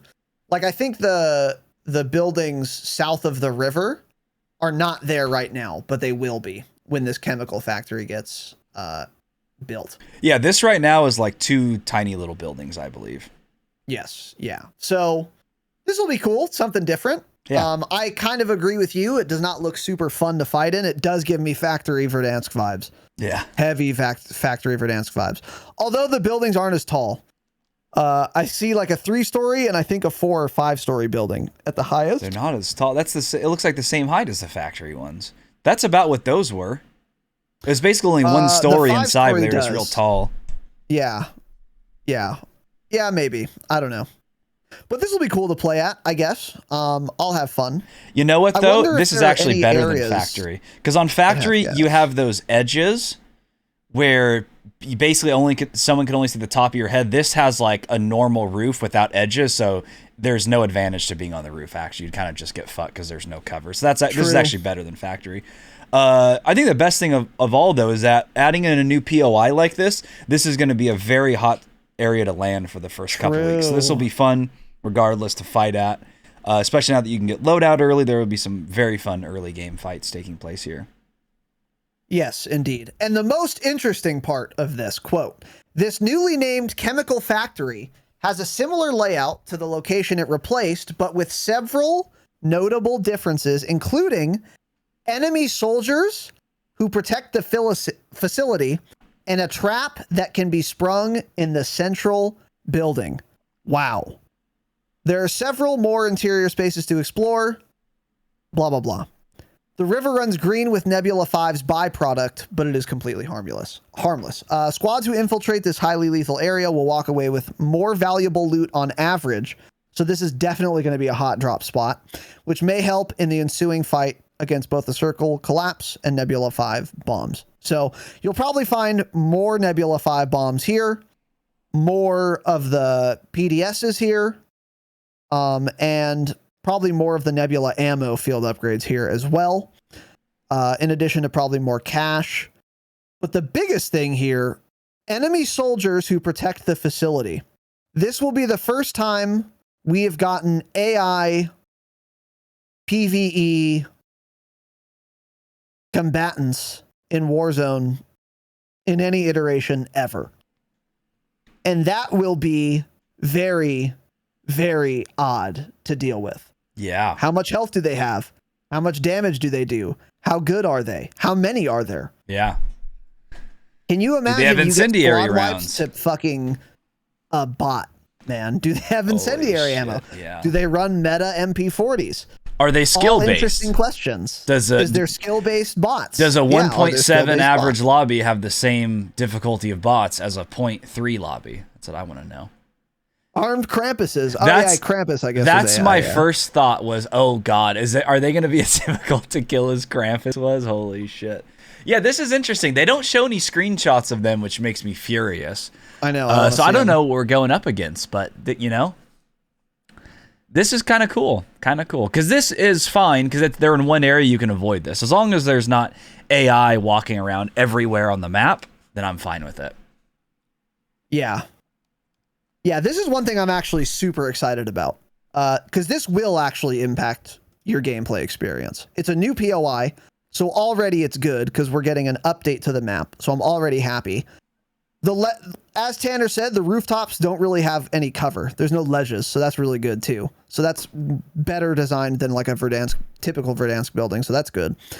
And then we're also getting fucking scavs now in Warzone, which, will they be poorly implemented? Almost certainly. Oh, absolutely. But they can maybe improve upon them if they are, and it'll be fresh. You can't deny that adding AI to Warzone is going to be fresh.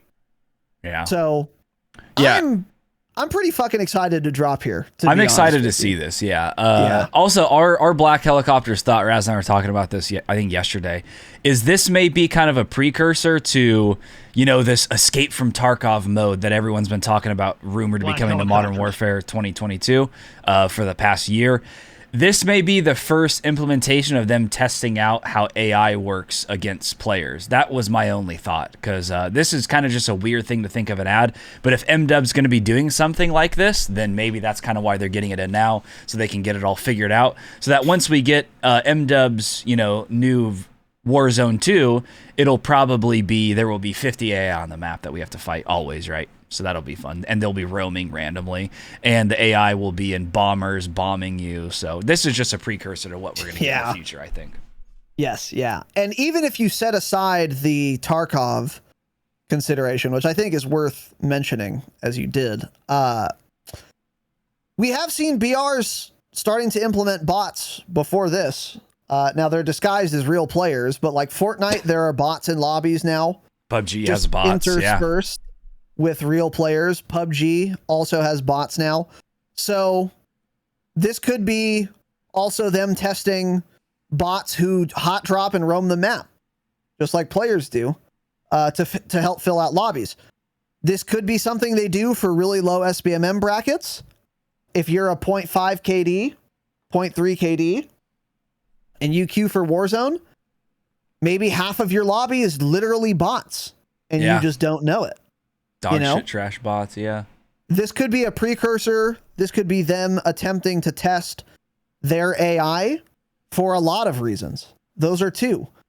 And maybe some other tricks they have up their sleeves. I don't know. But I don't think this is just them putting in AI for this particular zone or event. I agree. I think this is them doing that and also testing how their AI does, how it works, and tweaking it before Warzone 2 comes out to implement it in some other way, whether it's going to be in the regular BR for Warzone 2 or in some new mode like the Tarkov mode Tanner was talking about. Good questions. Good questions. But I'm excited. I will be going here, and I am kind of looking forward to it because, if anything, it'll be fresh. It'll be different, you know? Yeah, so, and you know, we'll see how that goes. Like we said, this is something, again, you can avoid. Don't want to fight bots? Great. They're going to be on one location on the map. Don't land there then. Go anywhere else. True. Yeah, and that's another good thing about it is that they've relegated them to a particular area that you can very easily avoid most of the time. So there you go. And then another POI, Underground Chemical Weapon Research Labs. According to current intel, the Axis operated 7 research labs around the island, hiding them underground and guarding these as well with small squads of soldiers. Expert trackers may have already found these lab locations around Caldera, but the average operator may find them thanks to several hand-drawn yellow circles on their TAC map. Oh, so they've marked them now. Interesting. With only one way into these, I don't know. Yeah. It seems like they're going to be marked for everyone.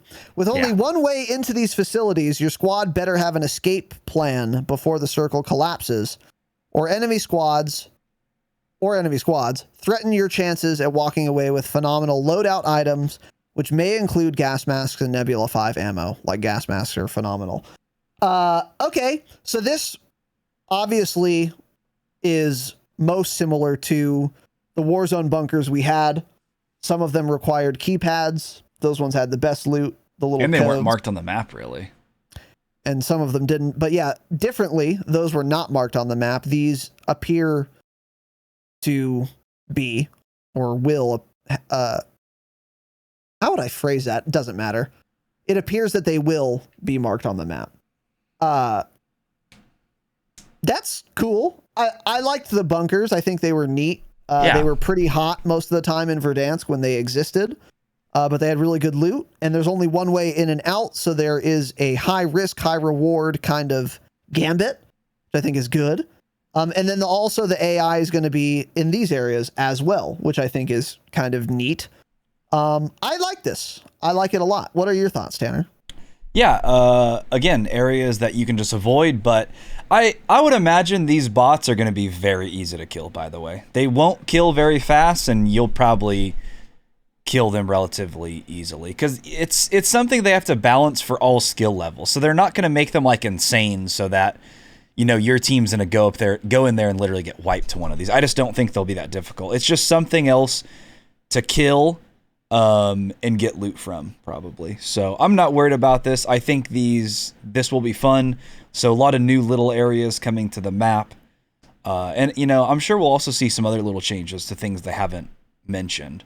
You know, maybe like changes to bushes or trees, things like that in certain areas. There will probably be a lot of very tiny changes that not everyone will notice right away, but, you know, maybe kind of getting the map more where some people want it, less trees, shit like that. So we'll see. But I think this is cool. I like this. Little underground labs. It's cute. Yeah, it is cute. I like the bunkers in Verdansk, and I'll like them here as well. Yeah. So, other new features: bomber planes and redeploy balloons. Okay. So first of all, bomber plane. Jesus Christ, bomber planes. The second aerial vehicle in Vanguard modes in Warzone, which implies that it won't be coming to regular BR. Just like the Vanguard planes aren't in regular BR, these won't be either. The bomber is a formidable air-to-ground striker capable of leveling infantry and vehicles. Bombers can also destroy loadout drops, which can fundamentally change how operators approach these powerful sources of weapons. Okay. That is something. While this new aircraft can shatter anti-air guns and destroy ground-level threats, it may meet its match when confronting the fighter plane, which already exists in Vanguard Royale.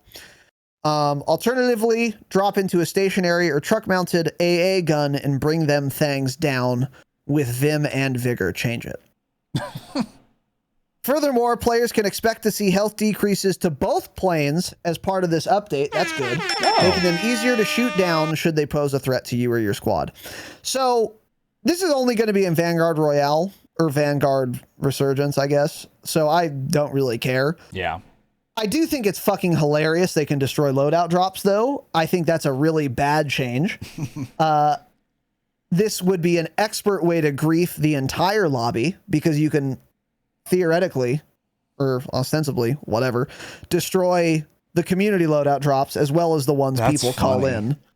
That's pretty fucking silly and dumb, but it is amusing, and I cannot wait to see Twitter clips of people destroying every loadout drop for an entire game. You'd also have to like find them though. They're not that obvious. You got to like, as you're flying around, you also have to find a little box. I don't think it's that big of a deal. Yeah, I don't give a shit about this either. It'll be more obvious, but yeah. I will care about this if like next week all we have is Vanguard Royale. That's the only time I'd be worried, because I just don't queue for Vanguard Royale because I'm not a fucking idiot. But if we get one of those weird weeks where we don't have regular BR, then I'm going to be pissed and I probably just won't play for that week. But yeah, this is, I mean, it's in Vanguard Royale, so who cares? There's already planes that, I think regular planes are way worse than what this bomber will be, probably. Like, planes on launch are worse than what this will be when it gets put in the game. I think so too, especially since they're lowering the health of these. Well, these will come out with lower and they're going to be so slow. They're bigger, easier to shoot down. You know, it's, I don't know. I don't care. I do kind of like the rock, paper, scissors, though, because the planes currently in Vanguard just don't have a counter except other planes. Yeah. But now it's like the bombers will fuck you on the ground. The on the ground shit, in theory, will fuck you if you're in a fighter plane, and the fighter plane will fuck the bomber plane. Yeah. So that's kind of cool. I like the idea. The only real problem I have with this is that it shouldn't be able to destroy loadout drops. That's just ridiculous. I mean, that's so dumb. The only reason the game is fucking fun is loadout drops. Don't allow people to grief you and destroy it. Come on. It's silly. But like you said, who cares? Vanguard Royale. Imagine a cheater getting in a bomber and aimbot bombing every loadout drop. Dude, that's fucking hilarious. Yeah, exactly. That'd be fun. It's just dumb. So yeah, whatever. Next, this is very exciting. I really like this idea. Redeploy balloon. Shown on the TAC map as a blimp icon, the redeploy balloon is a ticket back into the skies to reposition thousands of meters away from your set location. Operators can ascend to the top of the balloon via a zip line tethered to the balloon, then leap off at the top and deploy their parachute to cover great distances. Planes or weaponry can destroy the redeploy balloon. Oh, okay. And once the balloon is deflated, operators can spend a few $100 to reinflate it. Okay. So do planes or weapons destroy the station? Or I guess they just deflate the balloon. Okay, that's fine. And then it's not like you're going to fall. If you're going up the zip line, it's not like you're going to fall to your death. You can just, if it knocks you off or something, you just parachute. So that, yeah, that's the way it should be. You're right. This new movement option can be exceptional for repositioning across the map, so long as you watch out for bogeys entering your airspace. So it sounds like this will be in Vanguard Royale and regular Warzone. And if you're still unsure what this means, if you are familiar with Apex Legends, Apex already has this. It's like some area PUBG has on the map. Apex also does? I know Apex does. I didn't know PUBG had it. So, okay, there you go. So just like other BRs, you go to some place on the map, you zip really high into the air, and then you can just shoot off to travel vast distances. So, first of all, one of the ways Verdansk was more mobile was that because there were so many buildings that were so tall, if you're in an area and you want to get to another area, you can go to the roof of where you are, shoot off, and travel thousands of meters. Like literally. Yeah. And that's not really an option in Caldera because there aren't tall buildings like that. You can do that from peak. That's about it, though. But now with these redeploy balloons, these blimps, you're adding a lot more mobility to Caldera, which is one of the biggest complaints there is about Caldera. So I think most players will be excited about this, and I think they should be excited about this because more mobility is a good thing. And it's not like there's no risk to doing this either, because if you're zipping up a balloon with no buildings around and no cover around, you're a very easy target to kill. Yeah. So it's adding a lot of mobility without being insanely overpowered, and you can't just teleport around places. I think this is an unambiguously great change, and there's a reason other BRs have things like this, and I'm very excited to see this. I'm really, really pleased with this, and a lot of people who don't like how slow Caldera plays should be very excited about this as well, because it means you can move around way fucking faster. What are your thoughts? Yeah, no, I like this a lot, because like you were saying, that's most people's biggest issue about Caldera is you can't get around it easily. So this takes a lot of that away. It does kind of confuse me and almost make it sound like it's only coming to Vanguard Royale, because it says planes can destroy it and then watch out for bogeys entering your airspace.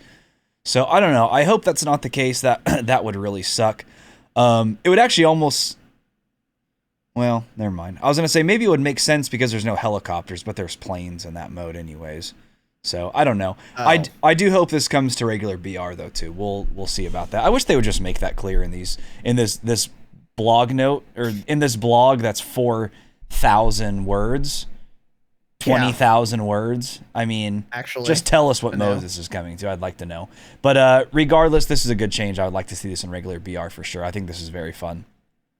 Yeah, very fun. For sure. Gets you to move around. Did you use this feature? Was this in PUBG at launch? I never played in it. I've just seen it recently because I saw a lot of people saying, "Oh, COD's stealing more shit from PUBG." Blah blah. I was like, "Shut up! Every game's the same. Every video game's the same. It doesn't matter. Everyone steals shit from each other." Actually, so the way it works. Oh, Apex has guns in it, man. They stole that from Call of Duty. Like, shut up. But I've just heard this was put in PUBG at some point. Yeah, I've never seen it or played with it. Okay. Yeah, this is definitely an Apex. I'm surprised you aren't familiar with that. But this is a thing you can do in Apex. Very boring to watch for me. I don't know. Yeah, well, of course it is. I agree. But yeah, this is cool. I'm very excited about this. This is the best change so far, easily. Yep.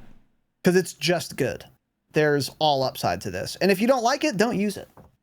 The only complaint I could see is if you Mullet, Jimbo Slice, Mullet Proof Mute said on the round table, he kind of likes that you have to be smarter about your rotates on Caldera than in Verdansk because the map is harder to traverse. So if you're in that camp, maybe you don't like this change quite as much, but I think the vast majority of players will be pleased with this. So this is cool. I'm excited for this. Yeah. I also wonder how much it will cost to repair, because a few $100 sounds like it's just a trivial amount of money. Well, is this like make me reflate it? Like, is this a contract, or is it just on the map and you can zip up it, or is it on the map and then you have to pay to zip up it? I don't know how. I think it's just on the map. It works at all. Okay, yeah. Also, we don't know for sure if this is staying or not, because again, there's the it's called the redeploy event or something. So it sounds like this is temporary. This is definitely one of those things that people may end up liking and it just stays in the game. I can see that happening. I can't see AI soldiers roaming around the map for the next year staying, but this I can. Yeah, I agree with that too. I hope this stays, and I hope it's in Warzone 2 also. I think that'll be good. Let's see. Chat is talking about bomber planes blowing up buy stations. I don't see that here. Maybe you or I accidentally said buy stations, but I don't know. It's only loadouts. Drops. Yeah, I don't think you can. You cannot. Bombers can destroy loadout drops. No, I'm positive you can't. They are not that dumb. Yeah. Well, they're dumb, but they're not that dumb. Yeah. Yeah, you can't destroy bombs. Or they can. They just forgot to put it in the patch notes. Yeah, that's, you know what? You could be right. Almost more likely, yeah. Yeah. So, all right, moving on here. Let's see. Shitty LTM. Caldera Clash. Pits 2 teams of up to 48 operators divided into quads in a death match with wild events and power-ups. So it's just big TDM on Caldera. I'm not reading anymore. I don't care. Rebirth Iron Trials. Prove your presence later this season.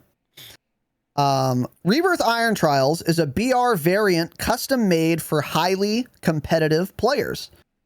Featuring its own set of weaponry from Cold War and numerous rule changes to increase the time to kill, this mode is built for the most hardcore members of our community. However, players of all skill levels who want to change a pace should participate. Those who can't wait to learn more needn't worry. This is a duos mode, 20 squads of 2 for 40 operators total, and uses a similar circle collapse size and speed. And then they've also posted a full Iron Trials rule set and their own strategies, which don't matter, but the rules do. Claim victory and receive a unique animated calling card. That is cool. There was one for Iron Trials back then as well. So taking a quick peek, we're not going to read all of the Iron Trials rules, but they have a separate blog post. That's just an old blog post from Verdansk. Yeah. And it is an old blog post from Verdansk talking about Iron Trials 84. So Iron Trials on Rebirth, duos, only Cold War weapons. Does that mean that you can only build a loadout with Cold War guns? Or does it just mean only the ground loot is Cold War guns? What do you think? I think good it's question. Just ground loot, right? How would that work in... Well, if you make custom loadouts, how would that work queuing for it then? Yeah.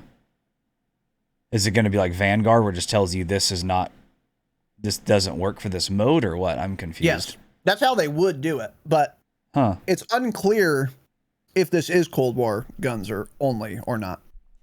I suspect it's just all the ground loot is Cold War, but you can use whatever you want. That's so weird though. Why? Yeah, I don't. It is weird. I don't understand that whatsoever. Huh. I don't know. I also don't. Rebirth Iron Trials sounds fucking terrible. Rebirth Iron Trials duos, it sounds like the worst experience of Iron Trials yet. I actually don't think I'll even play this. This sounds fucking miserable. But yeah, I don't own set of weapon. That's so weird. Yeah, maybe they are just talking about ground loot is Cold War ground loot, and then you can build whatever gun you want. But yeah, I think they are. I think this is kind of cool, but I feel like I don't know. I feel like the people that see Iron Trials on Caldera. Well, yeah, that way. I feel like the people that play Iron Trials are not Rebirth gamers. They're BR gamers that want to play the larger map. So this doesn't really seem to cater to them at all. And then the Rebirth sweats aren't going to play this either because it's not like team deathmatch. So I don't know. It's kind of just weird. It'll be interesting to see what people think about it, but I'm sure I won't like it at all. Yeah. Yeah. I agree. Yeah. So I'll probably give this a try, but we'll probably have to try it. Yeah. I don't want to, but we should try it to talk about it. Yeah. Yeah. So that'll be something. Yeah. So, other than that, at least they're bringing back Iron Trials. So we'll see it in Caldera at some point. Exactly. Yeah, exactly. And a lot of people really like Iron Trials. So that'll be good. Hopefully it becomes more permanent, semi-permanent in the future. But if it does, it won't be for a while. Yeah. So just something to keep in mind there. So the next half of this blog post is talking about Vanguard. I'm pretty sure we've covered all of this already, but I'm kind of going through and just taking a look just in case. You didn't do the Rebirth thing here yet. Go ahead. I don't know what you're talking about. The thing right under it that changes to Rebirth Island. Just read it. I scrolled down. Okay. Stay tuned. Rebirth Island mid-season update. So this will be coming. It's not coming right now, anyways. But as Caldera's secret come to light, something lurks within Rebirth Island shadows. Expect substantial changes to the prison island during the mid-season update. Expect more about the reinforcements coming to the mid-season, as well as other importance from Raven. Season 2 will include a number of quality of life changes, including having the gas mask animation no longer interrupt operators who are aiming down sight. Go. Yes. Huge. That was the biggest issue left with the gas mask change was absolutely that. Got me killed so many times. And I think they already released a video of it, or maybe it was a leaked video, but I saw it. Someone shooting, they were in the gas, or they came out of the gas or something, they were ADS'd. Whatever it was definitely working correctly. Very happy to see that. That makes like those circle pushes entirely different, actually, because you may feel confident in taking fights now. Where you otherwise 100%. Wouldn't, because you weren't sure if your gas vest was gonna fucking rip off or not. So yeah, this is huge. And the rebirth changes, it only shows one screenshot here. I think I've seen a few online. It definitely looks a lot different. So remember, I don't know if we ever talked about it on the pod, but there were leaks a few months ago about a new rebirth map coming. I bet this is it. We're probably not actually getting a new map. We're getting changes. We're getting changes to rebirth. Which I expected when Caldera came out. We talked about that back then. I was like, there's no way they're going to keep Rebirth the same for the next year. So those changes are just now finally coming. But yeah, hopefully these changes don't make it worse, because Rebirth has that player base right now that really likes the map. So if they fuck this up, and then also those same players also don't like Caldera, that's not going to be great for the game, but whatever. Mm-hmm. I'm excited to see some changes to it.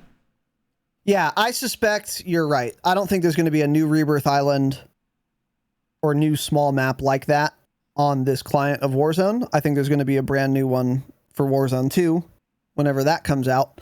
But the fact that they're changing it up a lot, really good. Very much looking forward to that. Yeah. I know a lot of people, more now than ever, probably are like Rebirth mains. And they're going to be very happy with this too. A lot of map changes is always a good thing. So that's exciting, and we'll definitely be playing that. Yeah, that'll be interesting. Iron Trials or not. And then the gas mask animation, finally. When they first changed, when Vanguard first came out, and they were like, oh yeah, so if you're plating, the animation won't interrupt you anymore. And we were like, cool, but it needs to be ADS. Now it is ADS. So that's fantastic. That will make having a gas mask just always be a good thing. Yeah. Other than like sometimes you have to play around this device that's supposed to save your life. Now it's just good. So this is fantastic. And I'm really, really happy to see this. I wonder if you're ADS'd and then the gas hits you and you stay ADS'd for like 5 seconds. Will you be taking gas damage before you do the animation? Because it makes you do the animation eventually. But I'm wondering if you will take damage before the animation happens. And durability hits and all that. I believe so. I think if you're ADS'd in the gas and you have a gas mask, your gas mask will just never come up and you'll die to it, which is how it should be. That is how it should be. If I want to die in the gas from being ADS, that's on me. Don't do the animation for it. And that's the way it describes it. It says, having the gas mask animation no longer interrupting operators who are aiming down sights. So I'd imagine if you're already aiming down sight, it won't affect it. And, it won't affect it when you come, if you have it on and you're still aiming down sight as well. It should go both ways, theoretically. We'll see if it works. We will see if it works, but that's a good change pretty much no matter what. Yeah, absolutely. Really good change. This is one of those things that should have been changed a month after Warzone came out, but hey, we're finally getting it, so that's good. And another reason that's good is that you can expect Warzone 2 gas masks to behave the same way. Yeah. Which is arguably even more important. So that's really good. Yeah, going forward. Yeah. And I'm very excited about that. But it'll be cool to have a new Rebirth Island too. Or an updated one, whatever. It looks like it sounds and looks like the changes will be fairly substantial on Rebirth too. The layout's going to be the same. It's going to be the same island, but like a ton of different shit going on with the buildings and whatnot. Mm-hmm. Maybe some new buildings, maybe some removed ones, but that'll be super fresh too. And that's really exciting to see. Yes, sir. So that's everything for Warzone. I'm sure we're getting a ton of, weapon balancing changes, stuff like that, but we probably won't get all of that until Monday when the patch comes out or something. So this is just everything coming with actual season 2. So I'm excited to see all the other changes we're getting. There's probably going to be a lot of shit in here. Yeah, for sure. And like mid-season update and whatnot. Yeah. This is going to be the first real content update. Exactly. This may be like the actual start of Caldera. Hopefully all the issues are fixed. Hopefully consoles can play the game, stuff like that. Yeah, that would be great. Yeah, it'd be dope if people on consoles could play the video game. Yeah, it would be super sick. Yeah. All right, next. So the second half of the blog post here on season 2 is about Vanguard, and we covered pretty much everything relevant except for this arms race coming in season. Arms race and vehicles launch notes to drop in the coming days, which we have not, I don't believe, gotten yet. An arms race with armored war machines is bigger than infantry combat. It's piloting motorcycles, squad transport vehicles, and tanks en route to destroying enemy bases. So all those leaks we got about vehicles in Vanguard, or Warzone even, maybe related to this. This and other features are expected to arrive during Season 2. Sledgehammer will release their initial patch notes next week, including weapon balance changes. So isn't really much info on this other than it is a mode called Arms Race, and it has vehicles in it, including tanks. This leads me to believe this is basically going to be Vanguard Ground War. I can't imagine this being anything else. And in the screenshot posted, this does not look like any map that currently exists on Vanguard. It's snowy, but it's definitely not Red Star, because they're on like a little cliff face. Yeah, this is that new map that it's like a big snow map. There's a castle in the middle of it. Yeah, which we did see a leak of. Yeah, we didn't show it, but that it is snowy. So this could be that. What are your thoughts on Arms Race, the new Ground War map? Do you think it's a new Ground War map? How big do you think the lobby would be? I don't think this is Ground War. This almost makes me think this is what we're getting, and it's not Ground War, and we're not getting Ground War, because it says one thing that makes me think that it's not. It says en route to destroying enemy bases. So I feel like this is some game mode where you're gonna have a base, they're gonna have a base, you have tanks, you push up, right, you start shooting at the base or something, you do damage to it. So hopefully you have some teammates that defend it. Maybe you have tanks sit back and defend it. Then you have other tanks push up and try to destroy theirs. Shit like that. I don't know. But unfortunately, this does not sound exactly like Ground War. I mean, it is probably going to be the closest thing to it, I guess, theoretically, because there's just vehicles. But this sounds like a new game mode we've never seen. With that being said, this does sound interesting. If it's like something like trying to destroy the enemy base, that could actually be fun, new, different.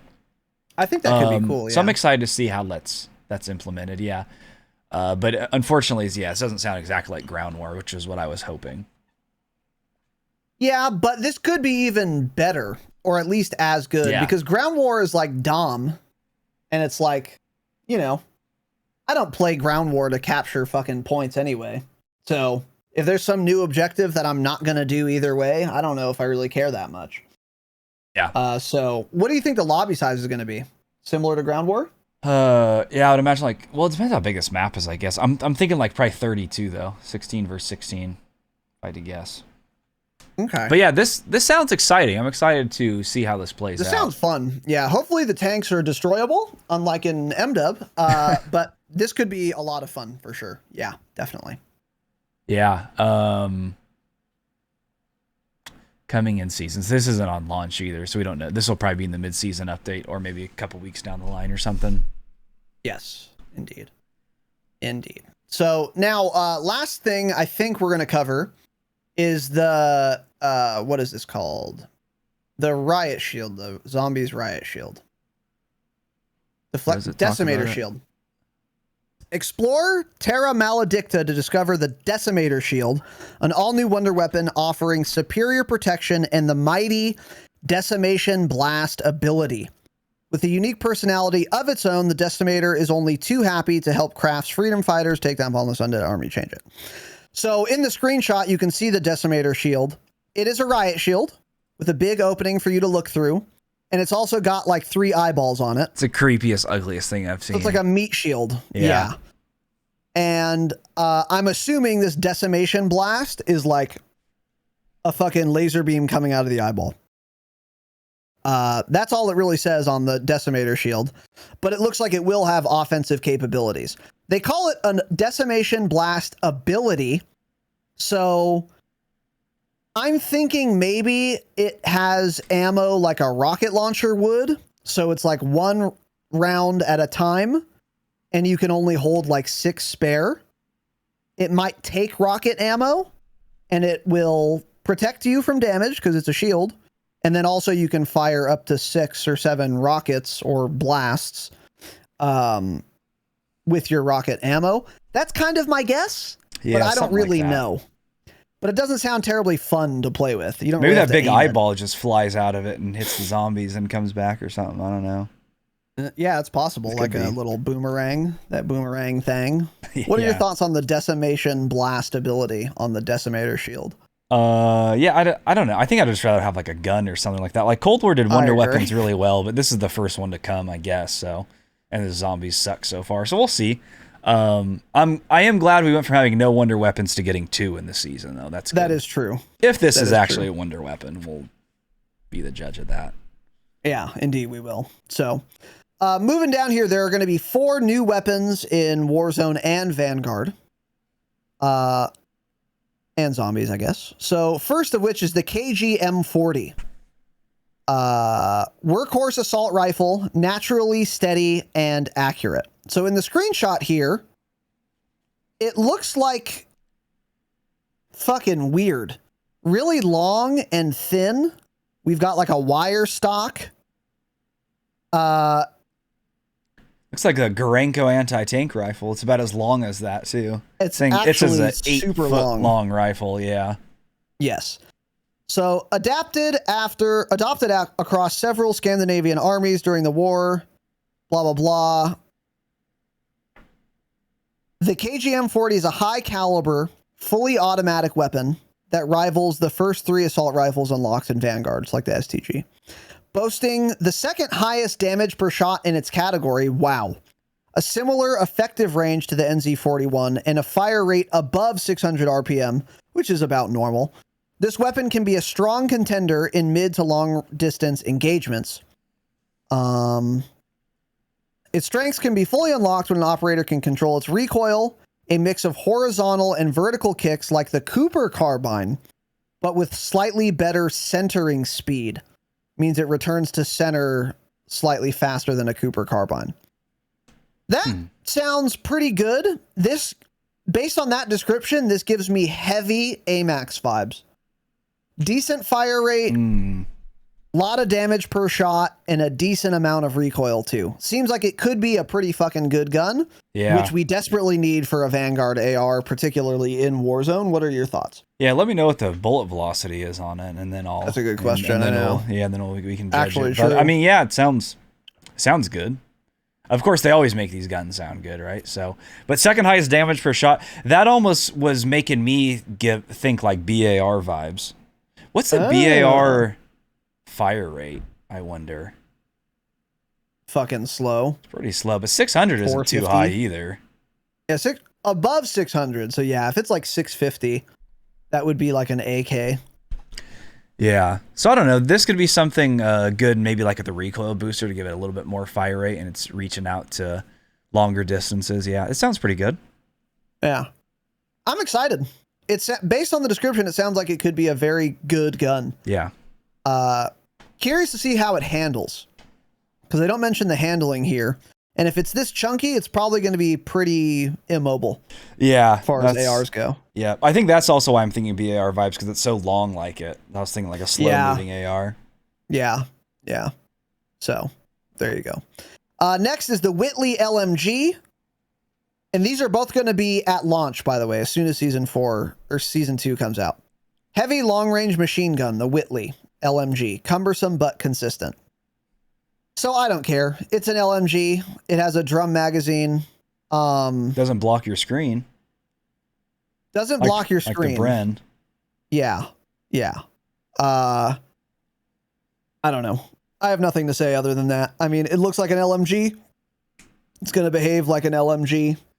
What are your thoughts, Tanner? I'm, if anything, worried this gun would become the new meta or something like the Bren would. Highest damage per shot of all Vanguard LMGs is what it says here. So it's going to be a big chunky... Even in its base form provides the highest damage per shot. Okay, it's probably really slow fire rate then. Yeah, like a VKM? Yeah, so it probably won't. What's it called? Probably won't be very good. I think VKM. VKM, I think, yeah, or BO4. Probably won't be that good, yeah. But okay, there we go. Ice Axe in season, don't care. And then Armaguerra 43 Damn. SMG. So that means like war gun in Spanish. So cool. Very high rate of fire SMG, effective at short to medium range engagements. It looks fucking ridiculous, first of all. I mean, this screenshot looks absurd. Makarov rounds, 10 round clip, very cool. Tiny little shit gun, looks like a toy. It looks horrible, yeah. But if it has a very high rate of fire, it's probably pretty fucking good. Advanced SMG gave insight, blah, blah, blah. It doesn't say anything about it. High fire rate SMG. It has a very high rate of fire. Sounds fun to use. That's it. Yeah. It's probably going to be really good because it's a high rate of fire SMG, and that's all you really need for an SMG to be good. So I'll use the fuck out of it. Sounds fun. But yeah, not much more to say on it other than it looks ridiculous. Yeah. And this will be coming in season. So this will not be in at launch like the other two guns. So there you go. And that's it. So all in all, very excited to play season 2. And like we were saying earlier, this is going to be the first real content patch for Warzone since Caldera came out. Yeah. Season 1 was very lacking in content. We predicted season 2 would be a lot better. That's how it's shaping up to be. A new AR desperately needed for Vanguard. New POIs, very cool. We're getting AI bots in Warzone. That will be interesting. And those fucking redeploy balloons. Extremely excited about that. So there's a lot to look forward to with season 2 in a way that there wasn't with season 1. And I'm very, very optimistic. Some of it will be implemented poorly. Hopefully they improve upon it relatively soon. But I'm very excited for this season. What about you, Tanner? Yeah, it all sounds really good. I hope this is the start of Caldera. I hope people really enjoy this and this doesn't flop. But I'm excited to see how the things like the armored vehicles are implemented. I'm excited for the new POI. I'm excited to be starting a season where we have the loadout change reverted and normal BRs. I'm gonna buy a loadout right away. Buybacks is in right now, so it's all coming together and sounding pretty exciting. So I am hyped for this update. Yeah, for sure. This is going to be really good. And frankly, as far as I'm concerned, and you, Warzone needs something right now. Yeah. It is feeling fairly stale at the moment. And I think a big part of that is because the Vanguard guns just aren't that good, besides the SMGs, which all feel the same anyway. So it's like, this will be nice. And hopefully this AR becomes good or even meta. And then, we can actually see a weapon meta change, which would be pretty good too. But that redeploy balloon, I think, is really going to make this game a lot more fun, shake it up a lot, and really increase the pace of Caldera too. And it'll make you more likely to drop wherever the fuck you want, because you can get into zone really quick. Yeah, true. So it'll diversify, I think, where people are dropping their characters, which could change things up a lot too. So that is very good. So yeah. All right, so next here, in case you missed it, Infinity Ward has been confirmed as the developer of COD 2022. Whoa. This is not really a surprise to anyone who's been a fan of Call of Duty. The dev studios have their little rotations, and we've heard this leak for quite a while, but it is now confirmed. iDub is the developer of COD 2022, so there you go. Next, Microsoft says they are committed to releasing COD through the term of any existing agreement, and also will make COD games available on PlayStation beyond the existing agreement. A lot of people were worried when Microsoft bought Activision, or said they were going to, whatever, that they would stop making COD on PlayStation. This is not a guarantee that they will continue to make it on PlayStation. Companies have said one thing and done the other before, but this is at least some evidence that even after the deals with PlayStation run out that Activision has, they'll continue to make them on a PlayStation. So that's good to see. And then a new little piece of information. Microsoft notes that they want to expand Activision titles to Nintendo platforms. Wow. I don't know what a Nintendo platform is that's Isn't current. it just the Switch? Isn't that it? Maybe. Maybe that's the current gen console. I have no idea. But that would be something. More players for the cross-play ecosystem, I guess. Oh, God. Imagine me, 240 hertz, 240 frames, 27-inch fucking Wii stick. 1440p monitor, having my whole arm to aim, and I'm going up against some kid on a Switch. Get fucking dumped on, kid. Pussy. Yeah. I'm so much better than you. Yeah. I wonder if that's like COD Mobile would come to that or something. Yeah, there was a... I don't think I wrote it down here, but someone in one of these tweets was like, could a Nintendo Switch even run Warzone? And then someone else replied, well, if Microsoft owns Activision, they could like do like, you know how there's that oh my God, what was it called? There was like this service where you paid every month to like remote desktop onto a good PC and then play your game on that. Yeah. Like cloud gaming. Yeah. Stadia. So if Microsoft does something like that for Nintendo players, they wouldn't have to play Warzone on their Switch. They just have to log into Microsoft's version of Stadia on their Switch to play Warzone on a really good computer or something. It's another thought. But I don't know. I mean, I think bringing it to Nintendo would be fine. That would be cool. Yeah. More they would need to troubleshoot and fix, so maybe not fine.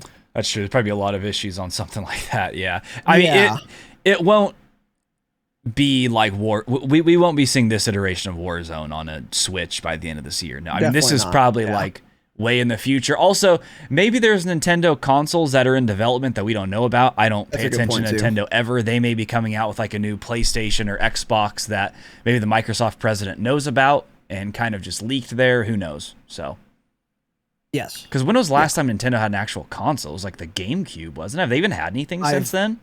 I have no idea. Yeah, I don't think they have. GameCube, yeah. So, I don't know. That's something to keep your eye on. But like Tanner said, whatever Call of Duty does with Nintendo, it won't be for years. Yeah. So, I mean, keep that in mind. But yeah. All right. Anything else you'd like to discuss today, Tanner? No, I don't think so.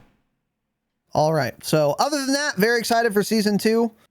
I think we've said our piece on that. So reminder, tournament signups close in 2 weeks. Sign up now. Join the Discord. You can find the rules and signups there in tournament resources.